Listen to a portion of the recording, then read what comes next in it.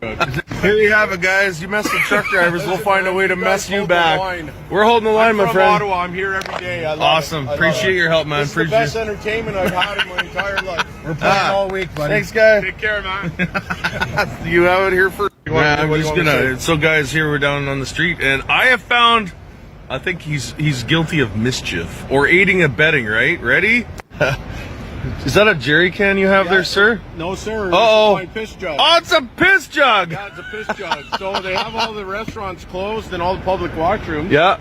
And I have no choice to carry around my pee jug. I've been confronted with the cops twice, threatened to be arrested. When I asked for the name and badge number, they turned and walked away and told me I was free to go. I asked them what law they were breaking, and they said mischief. I said, mischief? I'm not doing anything For wrong. a piss jug. I'm just a guy walking around with a piss jug. Here you have it, guys. You mess with truck drivers, we'll find a way to mess you back. We're holding the line, I'm my from friend. Ottawa. I'm here every day. I love awesome. It. Appreciate your help, man. This is the best entertainment I've had in my...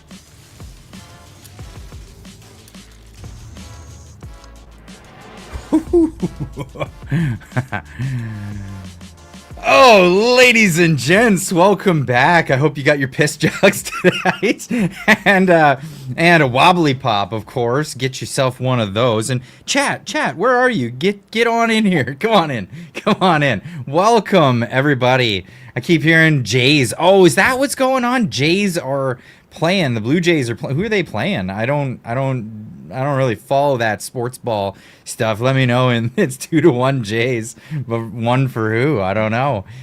Welcome back, everybody. It's another Friday night live stream. We're gonna have some fun in here. But if you got yourself a wobbly pop, get that. Get that open. Get that on over there, and have you a sip. Because we are going to have some fun, and we can have some fun. You can get yourself over to the Clyde Do Something shop. There's all kinds of great stuff, like the coffee and the t-shirts, especially the Wobbly Pops shirt. Get yourself one of those if you'd like. This is contributions to Canadian culture right there. That's what that is. Well, let's get into it. Let's get into some of the stuff we're talking about. Before we do, I want to say hey to everybody. Congratulations, Newfoundland. Yes. What for conservative government? Well, we'll see how conservative they actually are. Look at all the other conservative governments around, and the conservative premiers around the country. Wow. Yeah. Got Houston over in Nova Scotia. You got the good old Doug Ford. We're gonna be talking much about Doug Ford, and I know we don't have a conservative here in British Columbia, but we do have conservatives. At least we thought we did. That's another story. We'll see how far we get into the stories tonight, but that's the thing. Wobbly Pops fill your piss can too fast. Well, ain't that the case? Isn't that the whole reason why you got to have it all the time with you? That's the thing. Why you early? I've been doing the Fridays every week at 5:30. It's a new formula. So the Friday night live streams, 5:30. Enjoy. Some people are stoked about that. Maybe some people on the West Coast can't catch it early enough, but it's everybody on the East seems to love it because it's hard to catch these shows. I'm on the West Coast, so I can't even go any earlier than this. This is me rushing to get out there and get going with the live streams. But yeah, come on in. Grab yourself a seat, or stand. Actually, that's we should do that. We should, because I stand when I do my shows and I do my live streams. That should be a challenge for everybody out there. Bug your favorite live streamers, bug your favorite content creators. Say, yeah, but can you do it standing? Can you do it standing like Clyde does? I'd like to see you do a 3-hour live stream standing. Yeah, let's see it. I'd love to hear back. I'm gonna hear back from so many people. I know a lot of people are gonna be calling me saying, Clyde, why are people bothering me in my chat about standing? Why? Yeah, good for you. You stand. So I would like to walk, but people get irritated when I walk on my treadmill. That's the thing. Can you tell me where the country, world, sorry, what? Can you tell me where in the country / world where people are watching you live stream? Yeah, let us know. Where are you? Where exactly are you in the world. Love your shirt. Thank you. I'm wearing my Stars and Stripes today. That's I've been going through like these phases. So I do just a black shirt, and then I'll do different plaid shirts for a while. I was doing Hawaiian shirts. I think maybe I'll do flag shirts for a bit. Maybe that's a thing. I don't know. That could be fun. Thank you for the 7:30 show. I'm 68 years old, retired in Missouri. Is that Missouri? Oh yeah, that was the the typo. Yeah, listen, I'm doing it as soon as I possibly can.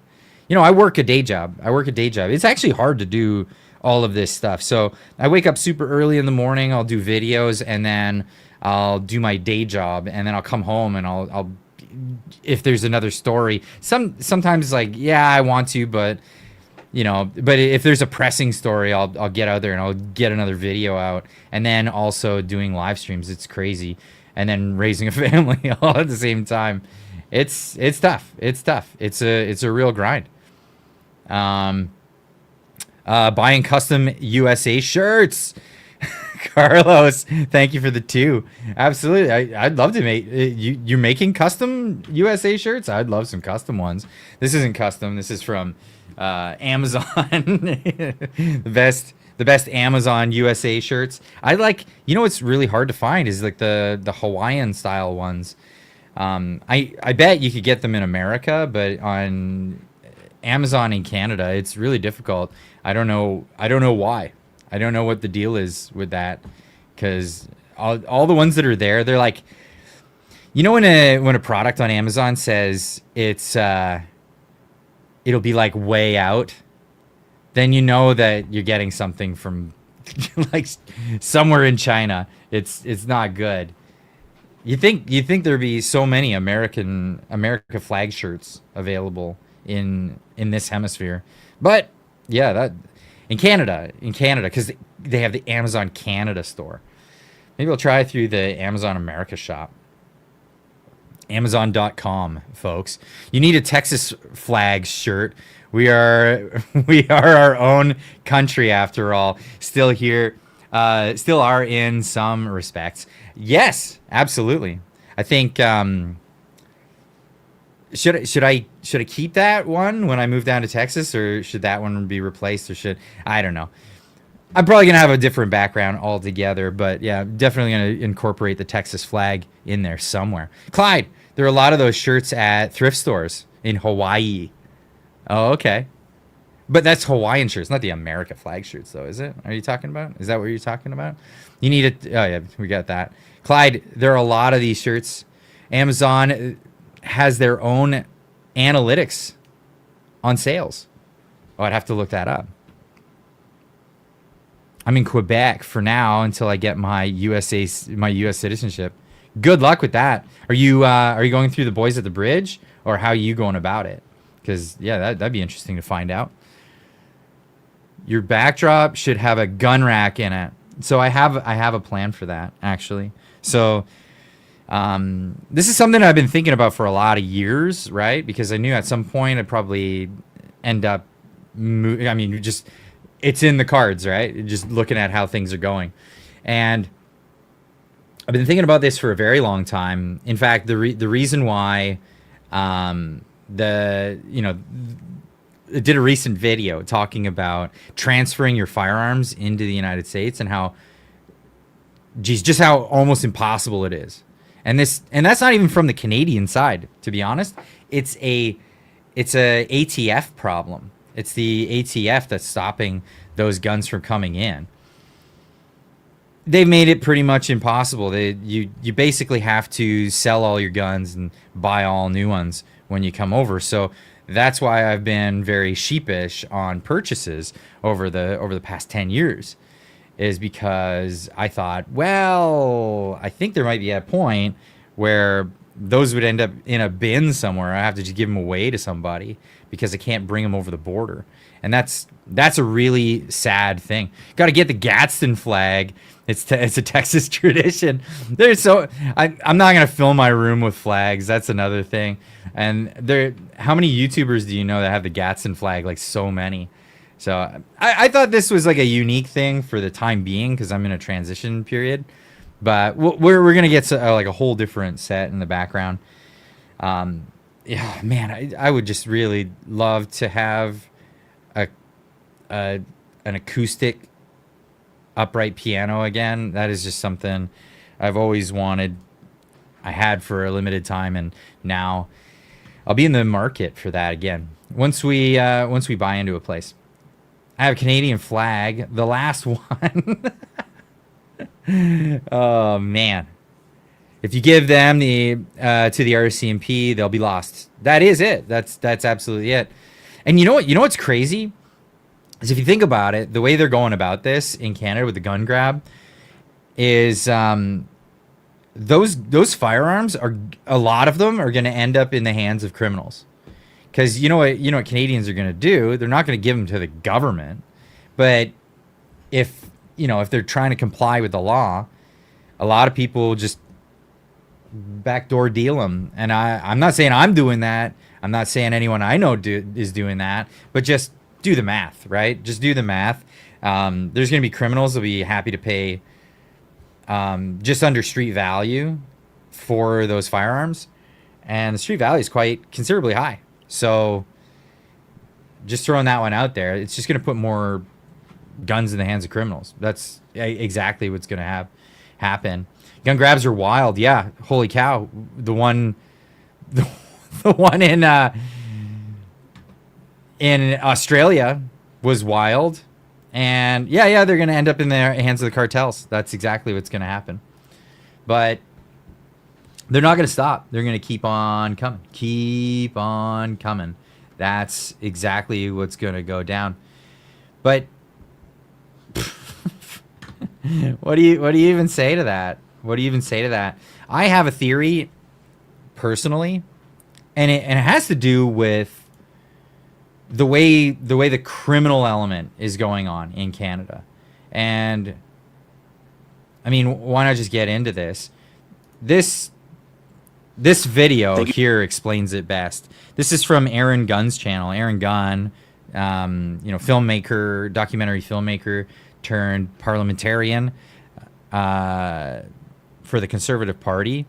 He just posted this 9 days ago. This was at a committee. Thank you, Chair. Chief Roskamp, is Canada currently releasing repeat offenders out on bail that are a threat to public safety? I believe in some situations they are.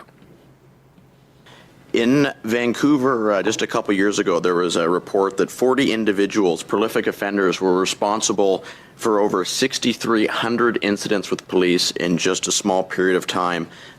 In your estimation, what % of crime that's being committed in your community is being committed by a small number of criminals, repeat offenders, or individuals already well known to police? It is a very high percentage. I would say it is above 80%.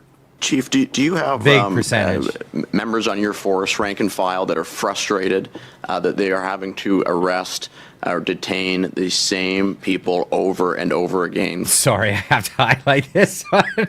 What's this? Doug Ford is like a baby's diaper. He should be changed often for the same reason. Isn't that the old expression? Politicians are like baby's diapers. Oh, that's funny. That's really funny. Okay, sorry, going back, because this is serious. Or detain the same people over and over again for same the people. Same or similar offenses. Same people, yes, same sir. things. Do you believe that when it comes to this problem with repeat, prolific, violent offenders, that the Liberal plan to confiscate thousands of firearms from law-abiding gun owners will help improve the problem in St. Thomas? No, sir. Do you believe that confiscating firearms from law-abiding gun owners or cracking down on repeat offenders is a better use of your finite police resources? Enforcing chronic criminality, finding solutions as supported by the federal government at all levels of government, provincial as well. But that is the best use of our time. Our communities deserve to be safe and to feel safe. As was just recently mentioned in a previous question, communities plagued by chronic criminality, safety seems to have become a privilege instead of a fundamental right. And as such, we're failing our communities, and our communities deserve better. Yeah, communities do deserve better. Absolutely. Yeah, go over and subscribe to Aaron Gunn. He's got lots of good stuff going on. Obviously, documentary filmmaker. He did Vancouver's dying, then Canada is dying. Great stuff over there. But it keeps going. It keeps going on and on. So this was the Toronto Police Association posted this on X. The Ottawa TPA president, TPA Campbell, that's this guy. Give him a follow. Made it clear the federal gun buyback program will do nothing to reduce the violence we're seeing in Toronto. Instead of spending millions on an ineffective program, we would encourage the federal government to reach out to us, basically, and ask how they could use those funds to keep the Toronto safe. Instead of telling people, just leave your fobs at the door, your key fobs, because that's how you're gonna keep yourself safe. The criminals, they got real guns. They're not toys, right? They got real guns. Wow. How are you keeping those out of their hands? For even a fraction of what is allocated to the buyback program, we could hire hundreds of police officers and mental health nurses, as well as fund community and youth programs across the city. Or just throw them in jail and throw away the key. To be honest, these repeat offenders. So, I mean, the bottom line, the City of Toronto is the gun buyback program would not have any impact on the violence we're seeing in the city. The violence we're seeing in relation to firearm offenses is essentially exclusively to a small number of gang members, thugs using illegal firearms. Most of the time they come across the border. About 90% of the 700 illegal firearms we seized last year came across the border. And most of the time people on bail or are prohibited from using a firearm. And I can say in the City of Toronto, it's a very challenging thing when it comes to funding public safety.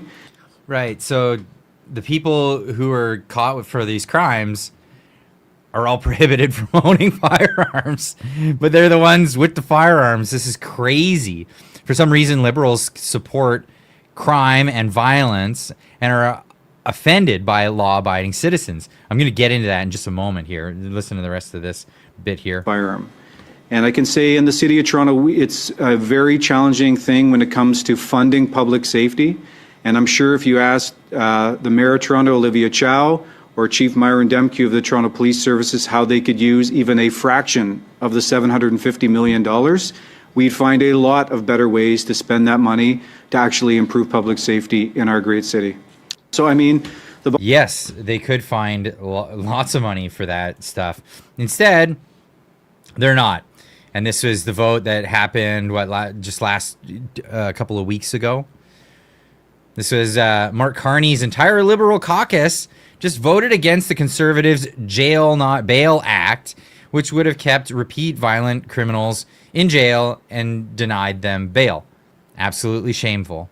Absolutely shameful. And you know what? The bill wasn't full of all kinds of other provisions that would change laws here and there.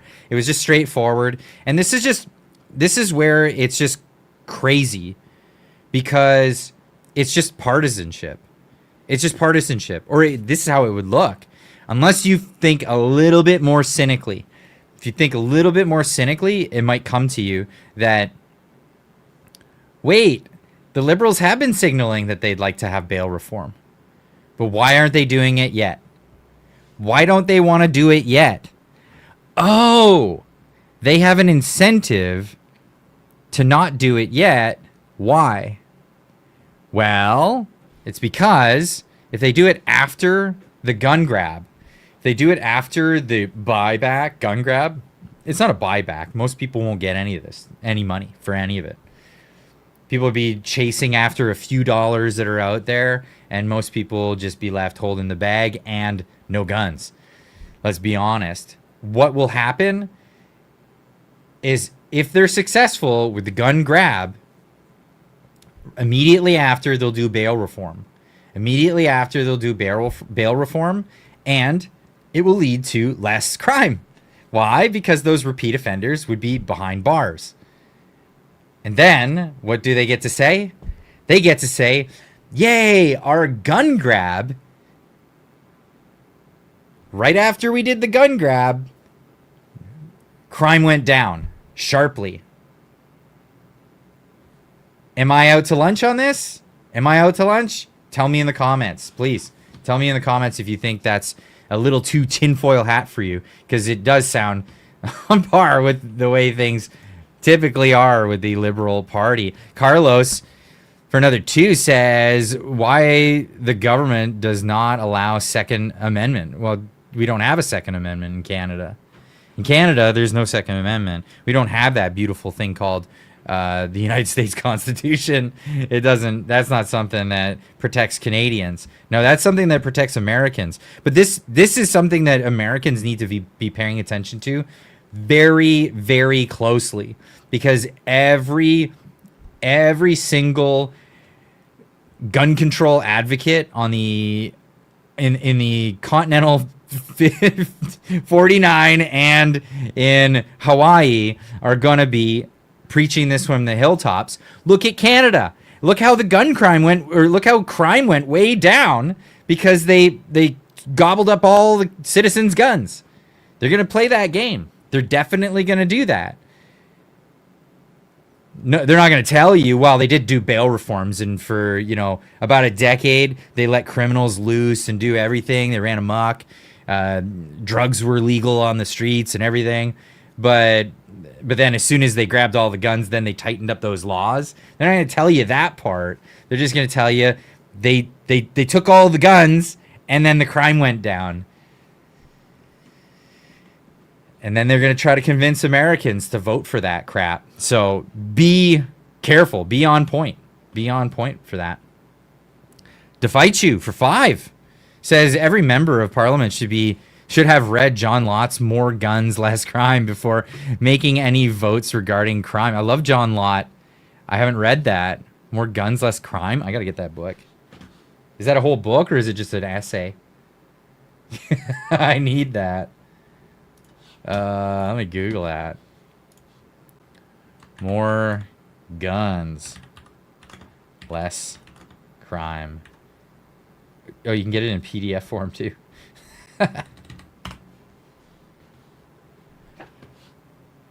Oh, awesome. Okay, I got to get that. It's available on Amazon, everybody. Go get you one. Go get you some. That's definitely on the Christmas list for sure. Don't the liberals read? Isn't that what they always tell us? Go read a book. Read a book. Okay, which one? Trust me, Clyde, Texas will not be fooled. Malarkey.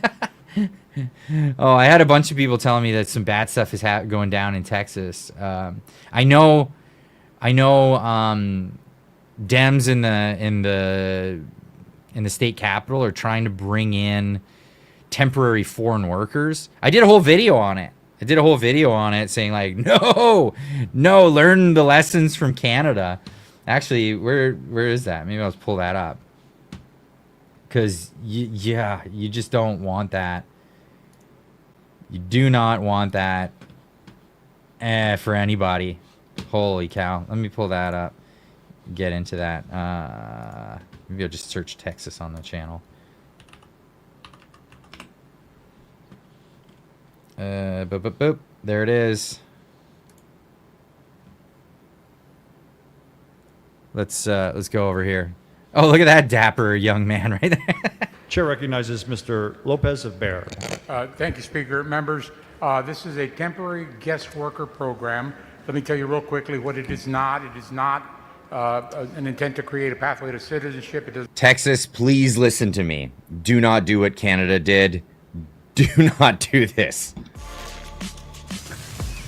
So, getting into it, I'll save you my commentary on it because I'm talking about it right now anyway. But let's get into what's actually being said here. They're paving a way. They're trying to make a path to create basically what they've done with temporary foreign workers here in Canada. It's not good. Don't do it. Don't allow it. Worker program. We'll walk through this a little bit, but then let's get into what happens when this is really implemented, actually. Chair recognizes Mr. Lopez of Bear. Thank you, Speaker. Members, this is a temporary guest worker program. Let me tell you real quickly what it is not. It is not an intent to create a pathway to citizenship. It doesn't expand illegal immigration. Dude, there's nothing more permanent than a temporary government program. if we haven't figured this out by now, holy cow, this is crazy. I lived in Austin for 3 years after Hurricane Rita. I evacuated and stayed away. I like Austin. Austin's weird. I know. I get it. I'm moving out, not near Austin. Well, near Austin, but not in Austin. A different congressional district, to be clear, on that, because I heard how things were during COVID. But yeah, this is what they're trying to build in the Democrats, anyway.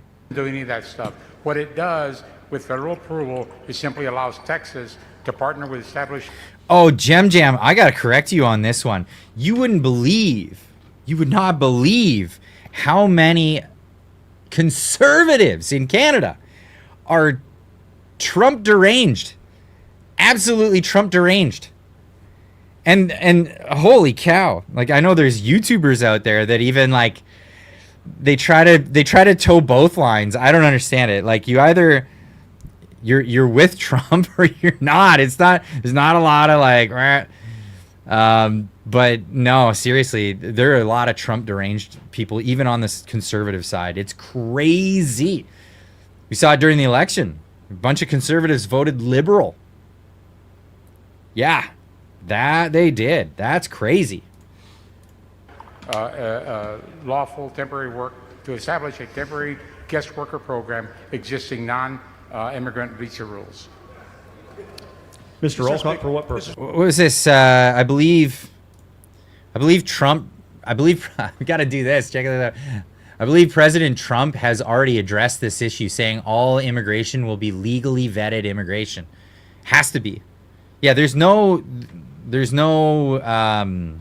Yeah, no, but this here, what I'm showing you here, is how Canada did it, and they did it by backdooring it. And this is where it's dangerous. So Canada doesn't have, an illegal, well, there is an illegal, I guess we got to clarify here. Canada doesn't have the same problem as the United States, the United States has a problem with a tremendous amount of people who illegally are in the United States. Whether they cross the border illegally or they came in with a legal status and then let it expire and didn't bother to renew, nothing. They've since been given issue to and orders to leave, but they just ignore that and pretend that it's some sort of right for them to be in the country. Canada's a different story. This mass amount of immigration that came in the past few years, yes, while there is a bunch that came in illegally, and that happened through Roxham Road, which is such a weird circumstance that would never fly in America. In America, if you're not at a border entry and you get apprehended, you're going into custody and going back. That's it. In the U.S., if you cross at then you have to cross at an actual checkpoint or a border crossing, and you could get through if you have status, but then you're legal, right? Some people lie and they say, I'm just going to be here for the day, and then they never leave, that kind of thing. And they're wary about that. Roxham Road is such a weird one because the government of Canada stationed RCMP at that what they called an irregular border, which just means an illegal crossing. irregular crossing. They stationed the RCMP there, but they did that on purpose. And the reason why they did that was not because they wanted to stop people from coming into the country. In fact, the opposite. They wanted them to be able to come into the country and do it in a way that gave them a legal pathway to being in the country. Do you get that? So this is such a weird thing. If it was if somebody crosses into Canada from the United States and they come in at a border crossing, CBSA is the one that they talk to. Custom Borders Agency, Custom Border and Security Agency.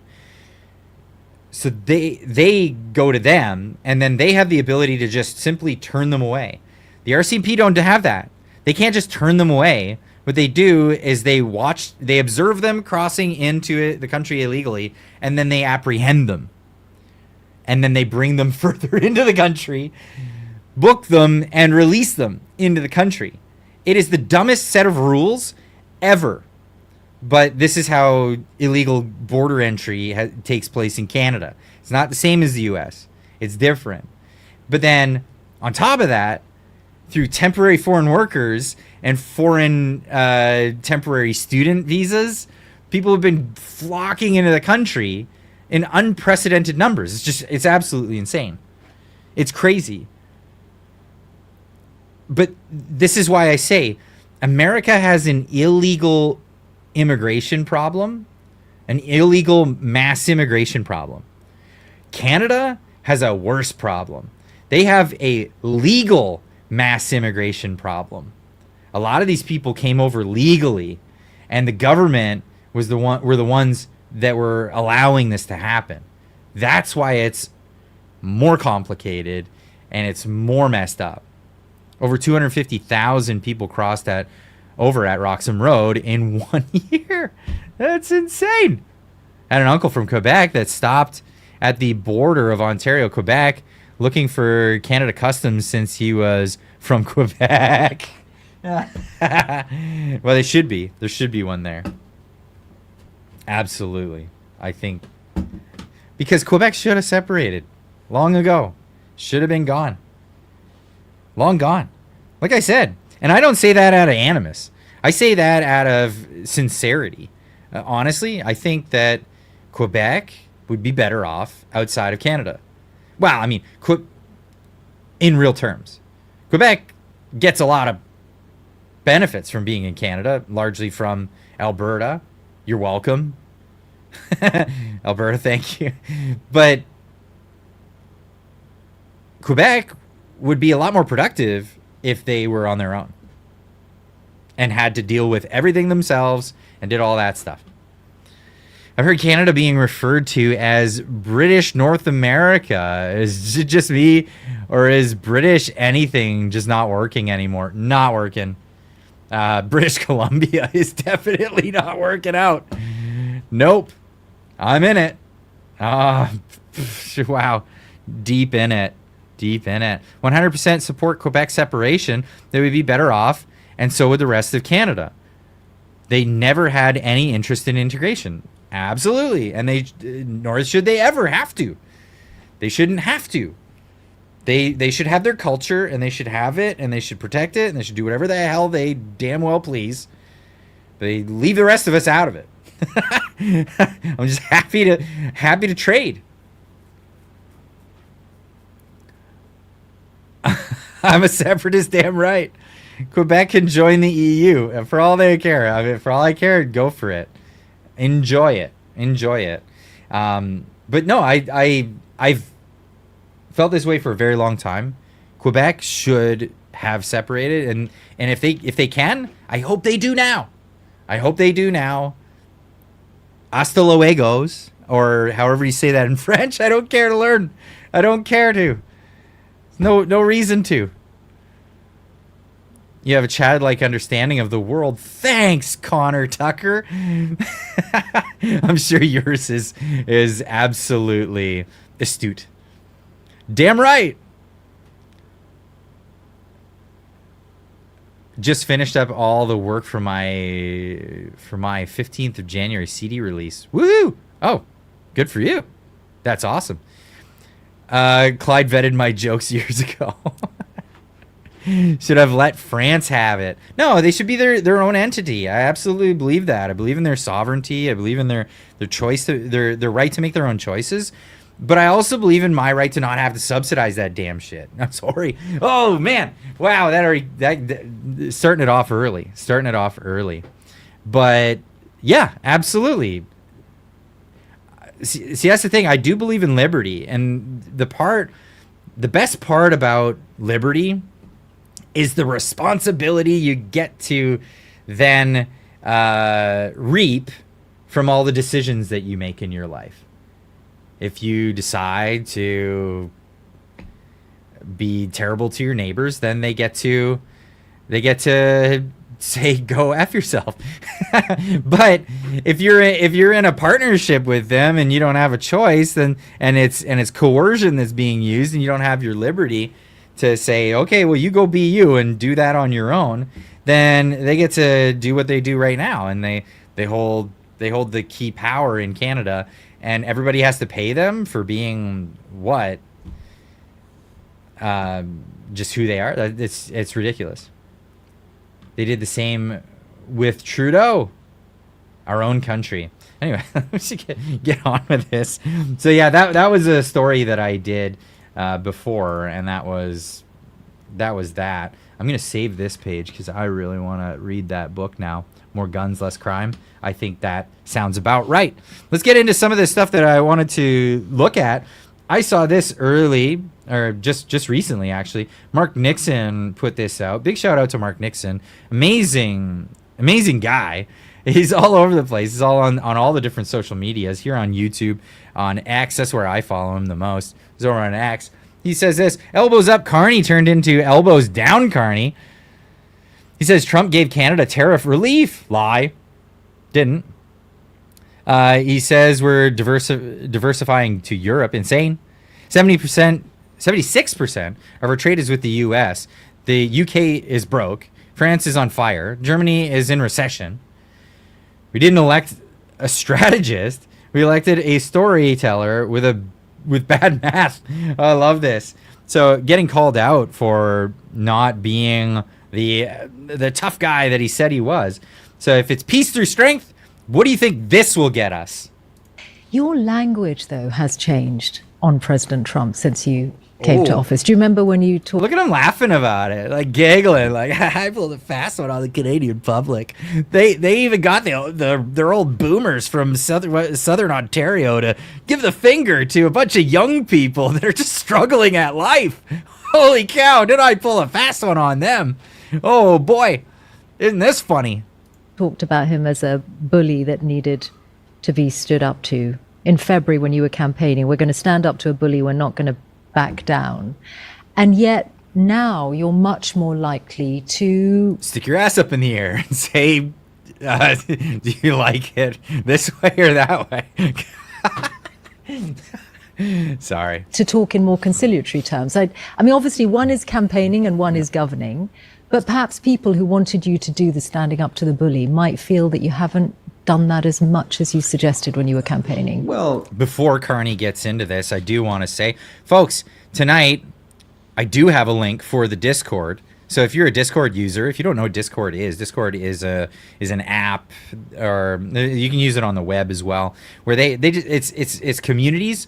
We have our own community. It's a very close-knit, tight, closed community, and we only ever give out the link during the live streams. So if you'd like to join, if you'd like to hang out after the live stream, this is where you can do that.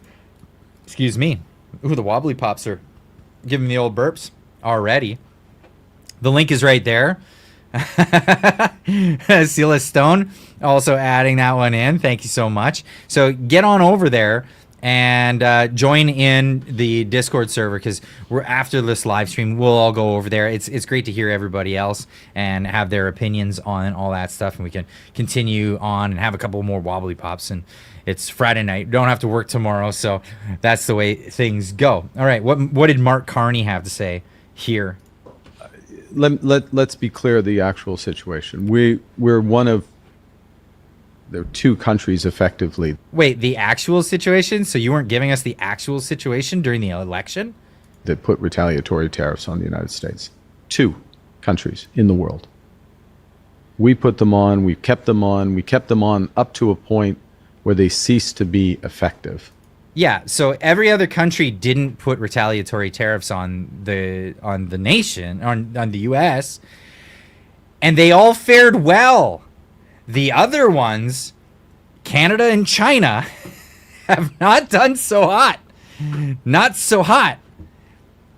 Tell me why you think that's a good idea. We got to a point when we took our retaliatory tariffs off, we had 85% of our trade tariff-free. And a crap ton of jobs have left the country. When we put them on, given the steps that President Trump had taken, it was a third of our trade was tariff-free. So, strikes me that that's pretty effective. Yeah, No. It's always been tariff-free. 85% of the economy of export goods going into the United States are tariff-free. That's because of the USMCA. That's something else. He has shown his power, hasn't he, over you? Like, for example, your digital services tax. You announced it. He hated it. You had to back down on that. The digital service tax was announced multiple years before. It was just effectively coming in. It was coming into effect. Look. Yeah, but you were asked about it and asked if you were going to keep it in place and have it go forward, and you said you would. Until Trump said don't. The United States. And it couldn't, because President Trump wasn't having it. Well, we made a decision in wow, the actual context. pushback by a reporter. And let's what happened after we took that digital service tax off? Within weeks, the president confirmed, in writing, formally confirmed, in an executive order, that tariff-free status for the vast majority of our trade. So there was something broader at stake on trade. I get that. I get that, but I just wonder how you reconcile yourself to that, because it is different from the tone you struck before. My responsibility is to get the best possible deal for Canada. We have the best deal in the world at this point. Now, that we do, and yet people are still griping about it. Just wait until the USMCA is gone. In fact, that is something that I've been talking about quite a bit lately. Honestly, let me just go here. I gotta pull this up because I was tweeting about it today. USMCA, because USMCA actually expires. Well, it doesn't expire. So I use some flavorful language in that one. It's not set to expire. It is up for renewal. It has to be new agreements or whatever. It comes up in July of 2026. So let's have a look at this. When the USMCA expires in July of 2026, how do you think Canada will fare? A lot of scathing comments in that one specifically, but here you go. Who's your pick for leading the USMCA trade negotiations in 2026? That's going to be an interesting one. For all the people that wrote Pierre Poilievre, I guess either you think that there's going to be an election before then, or you think that somehow Pierre is going to be picked to negotiate trade for Mark Carney. I didn't quite get those responses, but here it is. So Article 34 of the USMCA, don't call it Kuzma. It's just asinine. It's USMCA. Any one of the three countries, US, Canada, or Mexico, can unilaterally withdraw.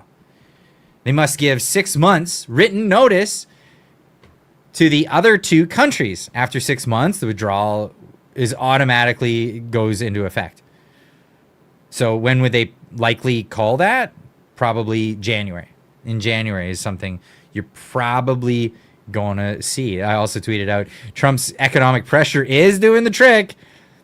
How many jobs moved from Canada to the United States in the past 6 months? It's a crazy, staggering number of jobs that have moved over. It really is something else. It is something else. But let's get back to this. Next issue is, where is the USMCA negotiation going to land? Yeah, the trade agreement, the broader trade agreement is going to land, and that's being prepared for that and working with the U.S. in that. But let's be absolutely clear: the United States does have tremendous leverage in the near term over Canada. Duh. Yeah, is he gonna turn around and say that Canada has long-term leverage over the United States? Over the European Union, over the United Kingdom, because our economies became linked on the basis of certain assumptions. The certain assumption, let's just be clear on this one, to use his language. The assumption is that everyone has access to the United States market, the largest market on the planet, and has to pay no surplus to get access to that market. And that every country that trades with the United States can have trade barriers to entry and trade tariffs on American companies going into their countries. So no reciprocal fair trade. That's exactly what's been spelled out. Tamara jumping in the comments here. Tamara, thanks for jumping in. Tamara says, good evening, Clyde and everyone. I was hoping to pop in tonight, but I have my grandsons and it's getting close to bedtime. Chris and I plan to come on next week if you'll still have us, Clyde. P.S. Mark Nixon is great. Mark Nixon is great, and absolutely I'll have you next week. So that's confirmation. We'll see you guys next week, Chris and Tamara on the show for the live stream. Don't miss it. Thank you so much, Tamara. I really appreciate that. That's awesome. Thanks for popping in. Amazing. You caught me mid-rant. You caught me like absolutely mid-rant. So, where was I? Yes, okay. This was the giant assumption that everybody's made. So the giant assumption that every country in the world made was we can abuse America, the largest economy and the friendliest player out there. Let me explain this to you in simple terms. Sorry, I'm getting heated up here. The most simple term here is you have your friend, the big strong guy, and he's a nice guy. He's a really nice guy. You know how nice a guy he is? He lets you come over to his house and play with all your toys, right? You're not such a nice guy, and in fact, the whole neighborhood isn't full of nice guys like this guy. When he goes over to your house, you put certain toys away. You don't let him play with certain toys. And in fact, he wants to bring some of his toys and you say, no, you can't have those toys here. You just can't bring them. Okay. Why? But you know what? He's a nice guy anyway. And you know what he does? He even makes sure that anytime you're walking through the neighborhood, you don't get bullied. Do you do that for him? No. He's got to do it for himself. And this is the reality of the situation around the world. America, biggest, strongest economy on the planet. Why is it the biggest, strongest economy on the planet? Why can't other countries do this? I'll give you a little secret. Every country could do this. Every single country could do this, but they don't. They choose not to. What is the secret sauce? What is the secret sauce? The secret sauce is liberty. The secret sauce is liberty. It is actually free, fair, open commerce. That's the secret sauce. Why can't other countries do that? Because all the other countries have corrupt leadership. They want to make cartels and monopolies and all of this stuff so they don't have free, fair, and open trade. And this is crazy. It's crazy because everybody still turns to the United States and says, but we want to trade there. Not only do we want to trade there, but we want the United States taxpayer to pay for a military that's going to go around the world and protect trade routes for all of the other characters in this story. So they're going to go around and they're going to protect Canada's trade route when Canada ships things to other countries.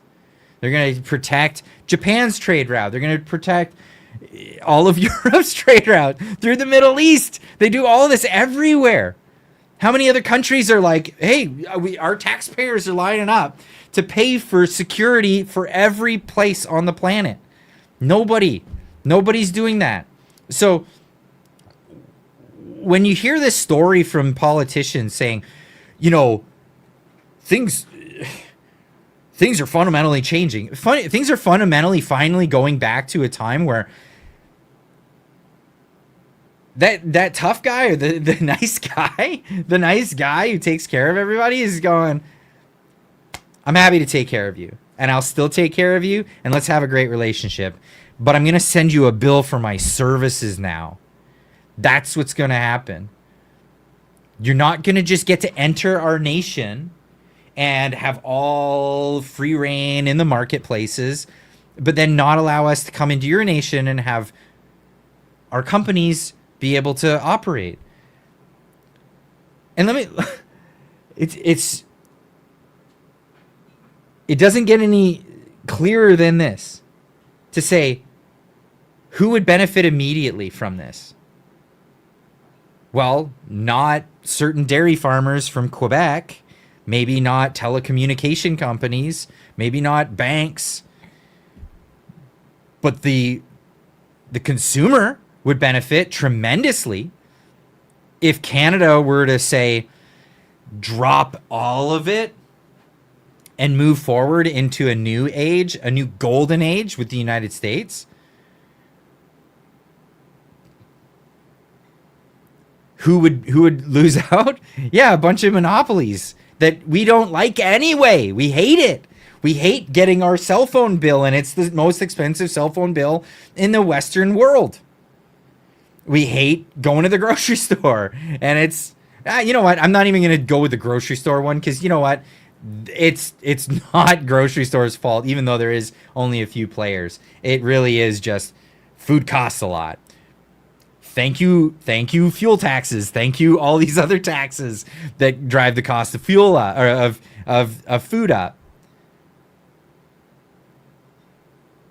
Oh, don't even give me that. Just, I'm so tired of people with, there's a particular race that owns everything. I would vote for you, Clyde. Well, it's like, oh man, it's honestly, try to see the world from everybody else's perspective.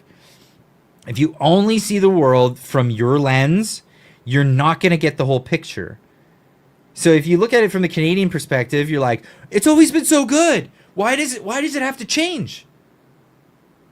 And then you go, but Americans are like, because you guys come into our country and you compete with us, and we can't go into your country and compete with you. Don't you think that's a little messed up? Don't you think that's crazy? So if we're the world's most sought after marketplace, sure, you're allowed to come in, no problem, come on in, but we're just going to give our people a leg up, and you've got to, yawn with that argument, but you've got to pay a little bit more. And Trump's like so reasonable about it, so absolutely reasonable about it. He says, you know what? I'll give you 2 extra options. Canada, just for you, because we've been buds for so long. You can join us, become part of us, and everything goes away. All the tariffs go away. But so do your monopolies, so do all these other things, right? That all goes away too. Or those companies that want to operate without tariffs, all you got to do is move here. That's all you got to do. And so they didn't choose column A. So a lot of companies are choosing column B. This is the thing. Sorry, rant. It's what we do on Fridays. We rant. What do you think about all the online speech laws being pushed and that guy jailed for Holocaust denial in Ontario? How concerned should we be about arresting for memes a la UK? I hate it. I absolutely hate it. I think Holocaust denial is abhorrent. It's absolutely abhorrent. But I don't think people should be jailed for it. Like I think you could say that's an ugly person. That's an absolutely terrible person. Why would you like, I get it. But throwing someone in jail for it is just, that's worse than the person's stupidity, right? Do you get what I'm saying? And it just opens a door to jailing people for ideas. And I don't believe you should jail people for ideas. I think you should expose people for ideas. If they have terrible ideas, expose those ideas as terrible. And jailing people for that is the opposite of exposing. In fact, if anything, it gives like a false sense of credulity to those bad ideas. And then people down the road will be like, see, they're trying to hide it because it's true. It's like, dude, no, we should never jail people for stupid ideas. That's my opinion on that. I have no sympathy for Holocaust denial. I don't. But I would never jail someone for it, and I would never advocate that people be jailed for it. You have the freedom to be an idiot. There you go. Love it. That's it. 1000% agreed. It's Orwellian. Yeah, it's totally Orwellian. No, you have all the freedom in the world to have stupid ideas and execute on those stupid ideas. Build a business around it. Okay, so I'm going to pull away from the screen again. Do you know who everybody knows who Henry Ford is, right? Does anybody know the connection between Henry Ford and a newspaper called the Plymouth Times? Anybody, please, in the chat. Does anybody know the connection there? Because this is something that floats around in what would you call it, like white supremacist circles, like people that hate the Jews, like those people. Henry Ford, at least he has the benefit of not having good knowledge, right? And he also corrected himself for the record. And this is where the anti-Semitic Henry. Yes. So there's this piece of propaganda that came out back during the Bolshevik Revolution. It was called the Protocols of the Elders of Zion. And it was this instruction it was not an instruction manual, but it was supposed to be notes that were taken during a meeting of the 12 tribes of Israel or whatever, the Jews getting together to take over the world. And this is, if we rant on Friday next week, it's going to be fire. All right, we'll do this. That's funny, Tamara. But so this was a piece of propaganda that went through. It fueled the Bolshevik Revolution. Hitler's people jumped on that one, and it fueled anti-Semitism in Germany at the time. It fueled anti-Semitism all over Europe. And what it was this meeting of the 12 tribes of Israel to take over the world and do the Zionist thing, to do the thing and take over. And so Henry Ford got his hands on this, and he was enamored with it. And he went to the newspapers, millionaire guy. We're talking millionaire in those days was like a billionaire. It's crazy. He had lots of money. Henry Ford's company is $10 a share. So is Stellantis. Okay, we're talking at the time. He was right up there. So what did he do? He went to the newspapers and he said, "You have to publish this. It's crazy. The Jews are trying to take over the world." And the paper's like, "We're not publishing this piece of propaganda crap. We're not doing it. What are you talking about? This is crazy." So they didn't publish it. And all the papers refused to. It was just crazy. And he was like, "That's because it's the Jews. They're stopping me from having this published. They're taking over." And no, it was just nonsense. It was absolute hogwash. I mean, like you read through it and it read like a Latvian satire novel. We'll get to that in a moment. So what did he do? He got his wealth and he opened up his own newspaper called the Plymouth Times. And the purpose of this paper was to talk about the Jews trying to take over the world, this whole thing. And expound on this and build more lore and all this stuff. And years went by, and then finally the real protocols of the Elders of Zion was found. And it was found in a satirical Latvian novel that was comedy, trying to make fun of the anti-Semitism at the time. This is what it was. It was actually making fun of anti-Semitism by making this satirical thing of the 12 tribes of Israel coming together. And it was really over the top. And then it got translated.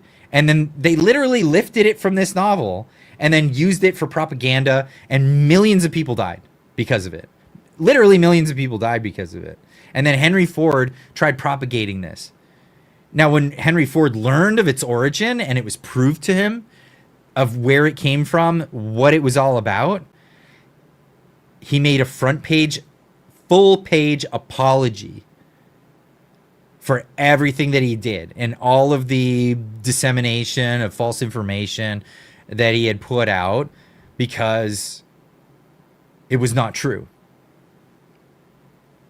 It was absolutely not true. So that's the story. That's the story of Henry Ford.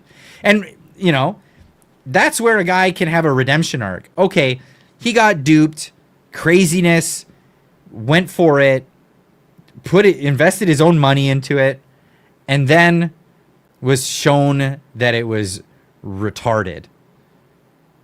And what did he do? He did the right thing, and he owned up to it. He owned up to getting duped, and that's what he did. And still today, a lot of people in those weird communities praise Henry Ford for his contributions to this, but he backpedaled it all and apologized for it. So that's really thing.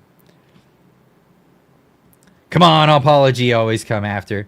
Well, of course, but the thing is, he didn't have the benefit of hindsight, right? Or he didn't have the benefit of foreknowledge. We know this now. So anybody who's propagating that Elders of Zion stuff, they're more retarded. You know what I mean? The truth cannot be told; it must be realized. 100%. That's a really one. Will the Candace Owens story have the same arc? Well, she doesn't. Well, if she got into the Elders, I don't know. I haven't watched her stuff. If she's gotten into the Elders, there's no redemption from that now. Not after knowing having that been public for how many decades? It's crazy. But yeah, Candace went. Wow, she went Kanye. That's interesting. Anyway, we've been on a huge rant. We were talking about Mark Carney. Let's get back to what he was saying. This is back to the story of America, the nice guy who's always let people take advantage of him. And now, sorry, what was that comment? Clyde owned up for test driving the car down the embankment. Yeah, I own up to everything, dude. If I screw up on something, I own up on it.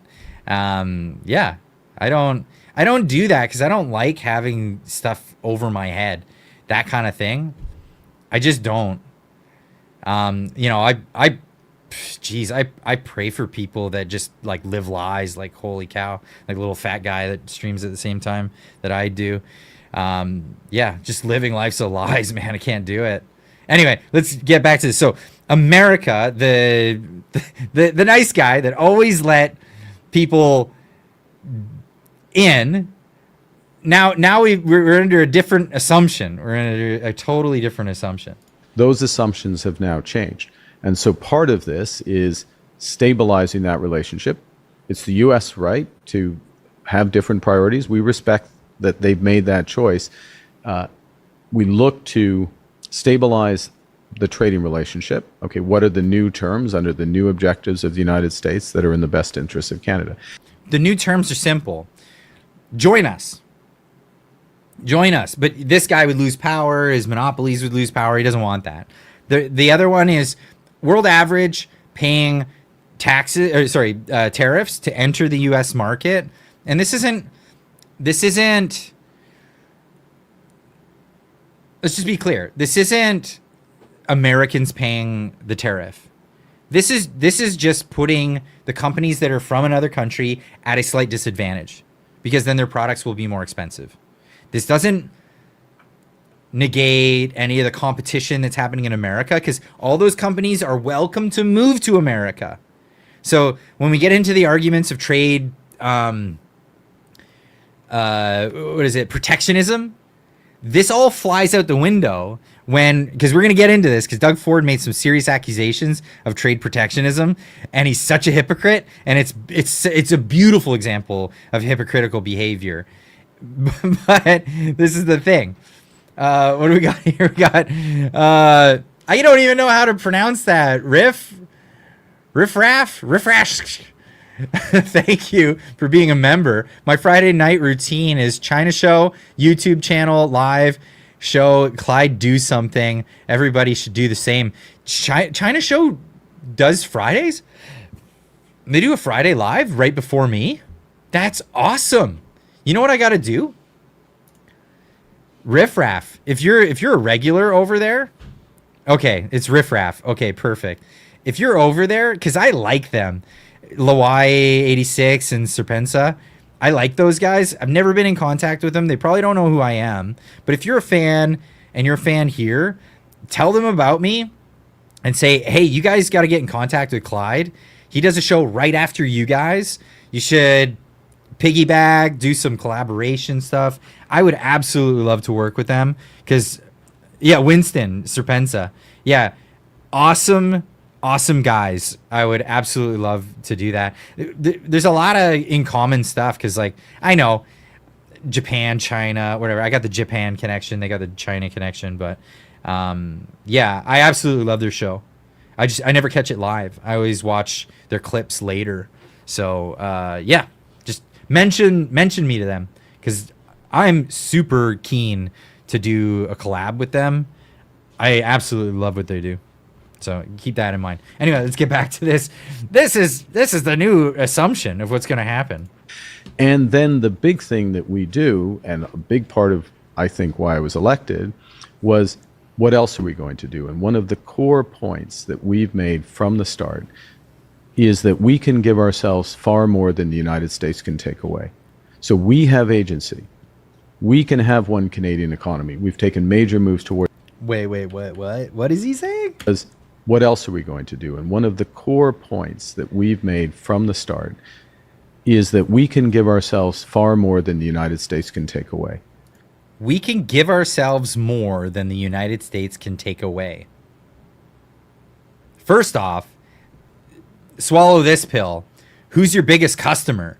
What are you going to give yourself? Your own products that you can't sell to anybody? Shut up. What? That's the first one. You rely on them to buy the products. That's it. Without them buying the products, you're leaving them in the ground unless you find another thing. And the second part is where he pulls out he flexes his Karl Marx muscle. This is crazy. So we have agency. We can have one Canadian economy. We've taken major moves towards that one Canadian economy. It takes time. It takes time. It takes time. We make moves towards centralizing authority because that's what makes a vibrant economy is central authority. Just like Mao Zedong, folks. Isn't that what happened? Isn't that what went down? Now, I heard a recent story, not a recent story, but a story recently on the Dad Show. Have you ever, Dad Saves America? Have you ever watched that show? Fantastic show. And he shared this story about Chinese communism under Mao. And it was sort of the tail end of Mao's dynasty, or whatever you want to call that, reign of terror, where, I don't know, somewhere between 50 and 60 million people died in peacetime, mind you.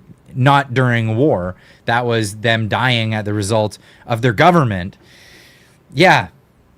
The story goes where the farmers, they were told they're told, you get up, you make your crop, you go to work, you listen to the bell, you do this stuff. Farmers, talking farmers, They weren't allowed to do what they wanted to do at all.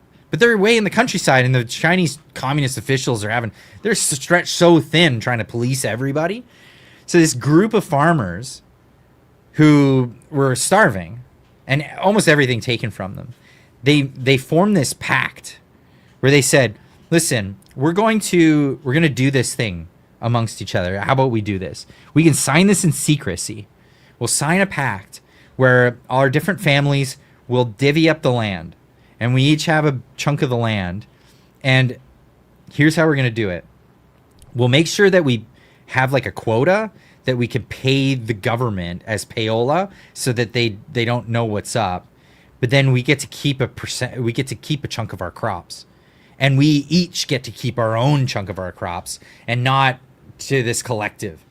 So they basically started a mock market economy of their own in the black market. It's crazy. They discovered capitalism naturally, and this is the beauty of it, right? They lived as communists, and they had no choice, but they discovered capitalism naturally because that is the nature. The marketplace is the nature of man. It is the way we function. Now, organized economies are different than barbaric, warlording marketplaces that work on barter or trade with no real, courts or justice and that kind of thing. It works very good. The market economy works fantastic when there's sound money and when there's courts and laws, rules set around against fraud and embezzlement and things like that. So they figured out this way, and they signed this secret pact, and they packed it away. And what was it? In the first year, their crop yield was 5 times higher, 500% more than the year before that, and the year before that. Just miraculously, because they were then excited to get up in the morning and go before the bell went off, and they were figuring out the crops, and they were doing the things that they knew how to do, and instead of doing it by decree and by demand from the communist overlords. It's amazing. It's amazing. And because of that, they got busted. That's right. It was suspicious. Why do you have so many crops? Why did you suddenly start doing well? They searched the houses. They searched them high and low. They searched in an attic, and they found the contract. They found the contract that these families had signed secretly together to back each other up, and they wouldn't rat on each other as well. It was choice. It was a choice. They did it. It's crazy. And because this was at the end of Mao Zedong's reign in China, and what's his name? Deng Xiaoping, I think was his name, was coming in next. They spared their lives, and instead they looked to them as inspiration. And Deng Xiaoping was the one who came up with the economic reforms and opened up 4 economic sectors on the eastern seaboard of China, which is now known as, am I pronouncing that right? Deng Xiaoping? Maybe. But this was the largest economic boom in China's history. After they tried it, they tried communism.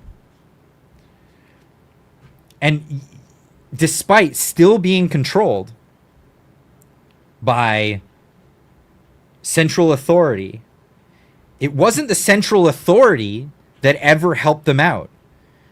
In fact, they had all the central authority that you could shake a stick at. It was the fundamentals of the market economy that actually saved them. That's an interesting thing. So yes, in a free society, you can go off and you can start your little commune and you can try it out. And if you're Bernie Sanders, you end up on the couch and they kick you out because like we need people who could dig, not people who are philosophers, right? Sorry, Bernie, didn't work out for you, right? Communism sucks. It sucks, and that's the thing. But you can't, if you do it society wide, You can't kick these people out. Opt out of the system. But this is it. Carney jumping in and congratulating himself on drawing in central authority. Wow.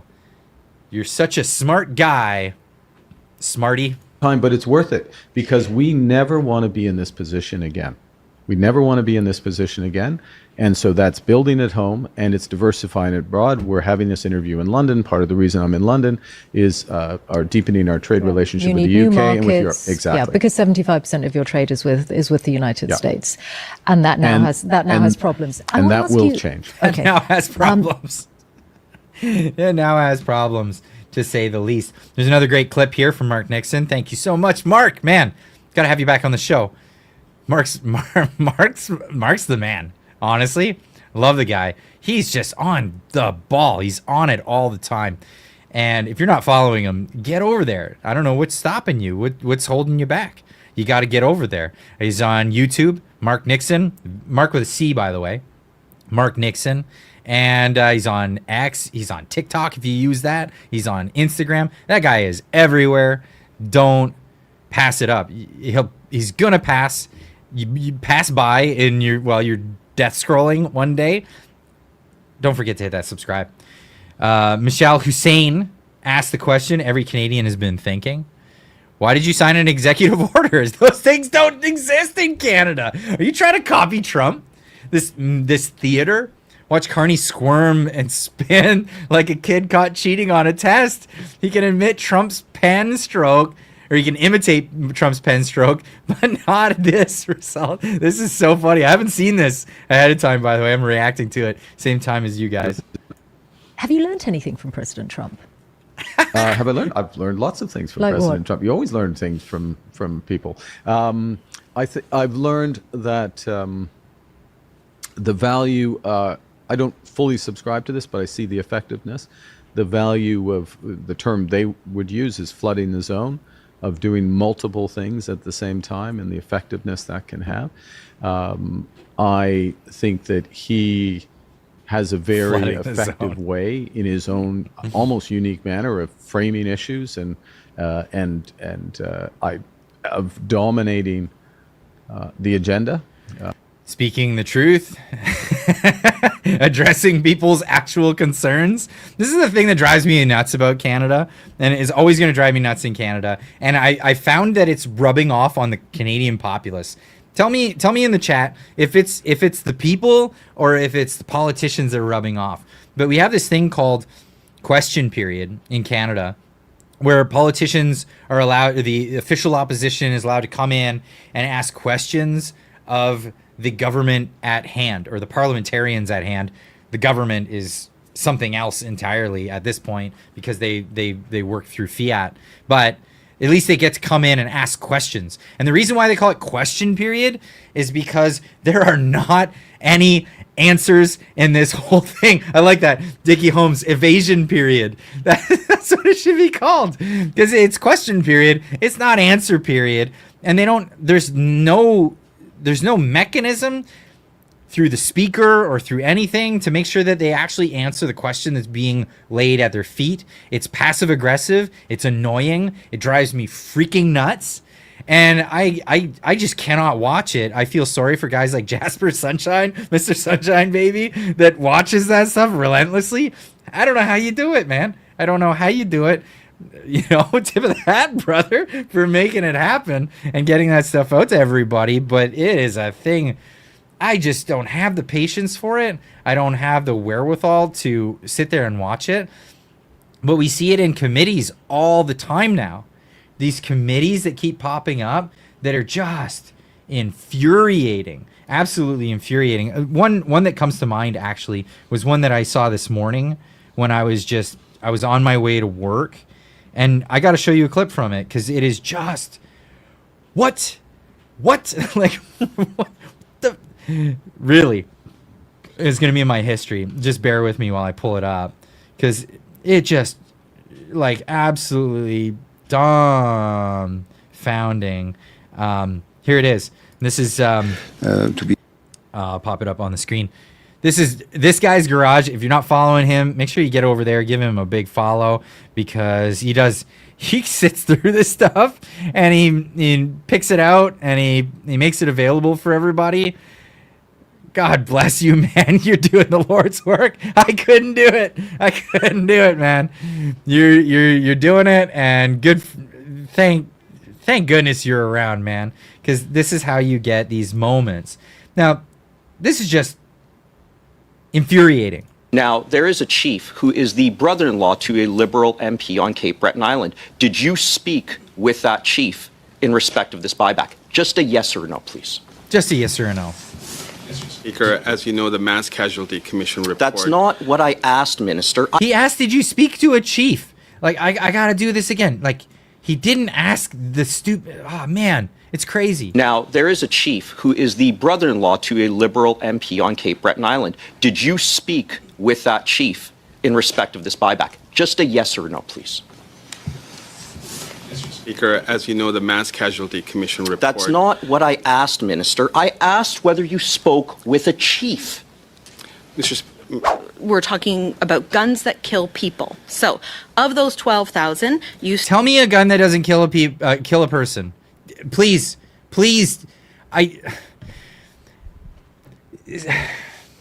Saying things? Just say it. Like, you just say things. It's so crazy that you just add things at the end of stuff. Like, I don't know, like deodorant that makes people smell nice. Like, as opposed to what? The deodorant that smells like poop? Are you serious? Guns that kill people. Yes, they will do that if that's what you do with them. That's not what they're designed to do. That's not what they're for. That's not why people buy them.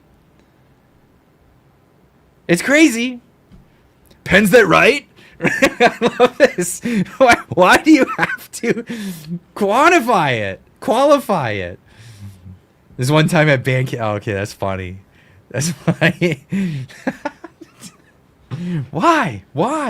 You said they are law-abiding citizens because they've given them back. How many criminals have come forward to sell their guns back? Since the Liberal government took power... Great question. How much is violent crime up, sir?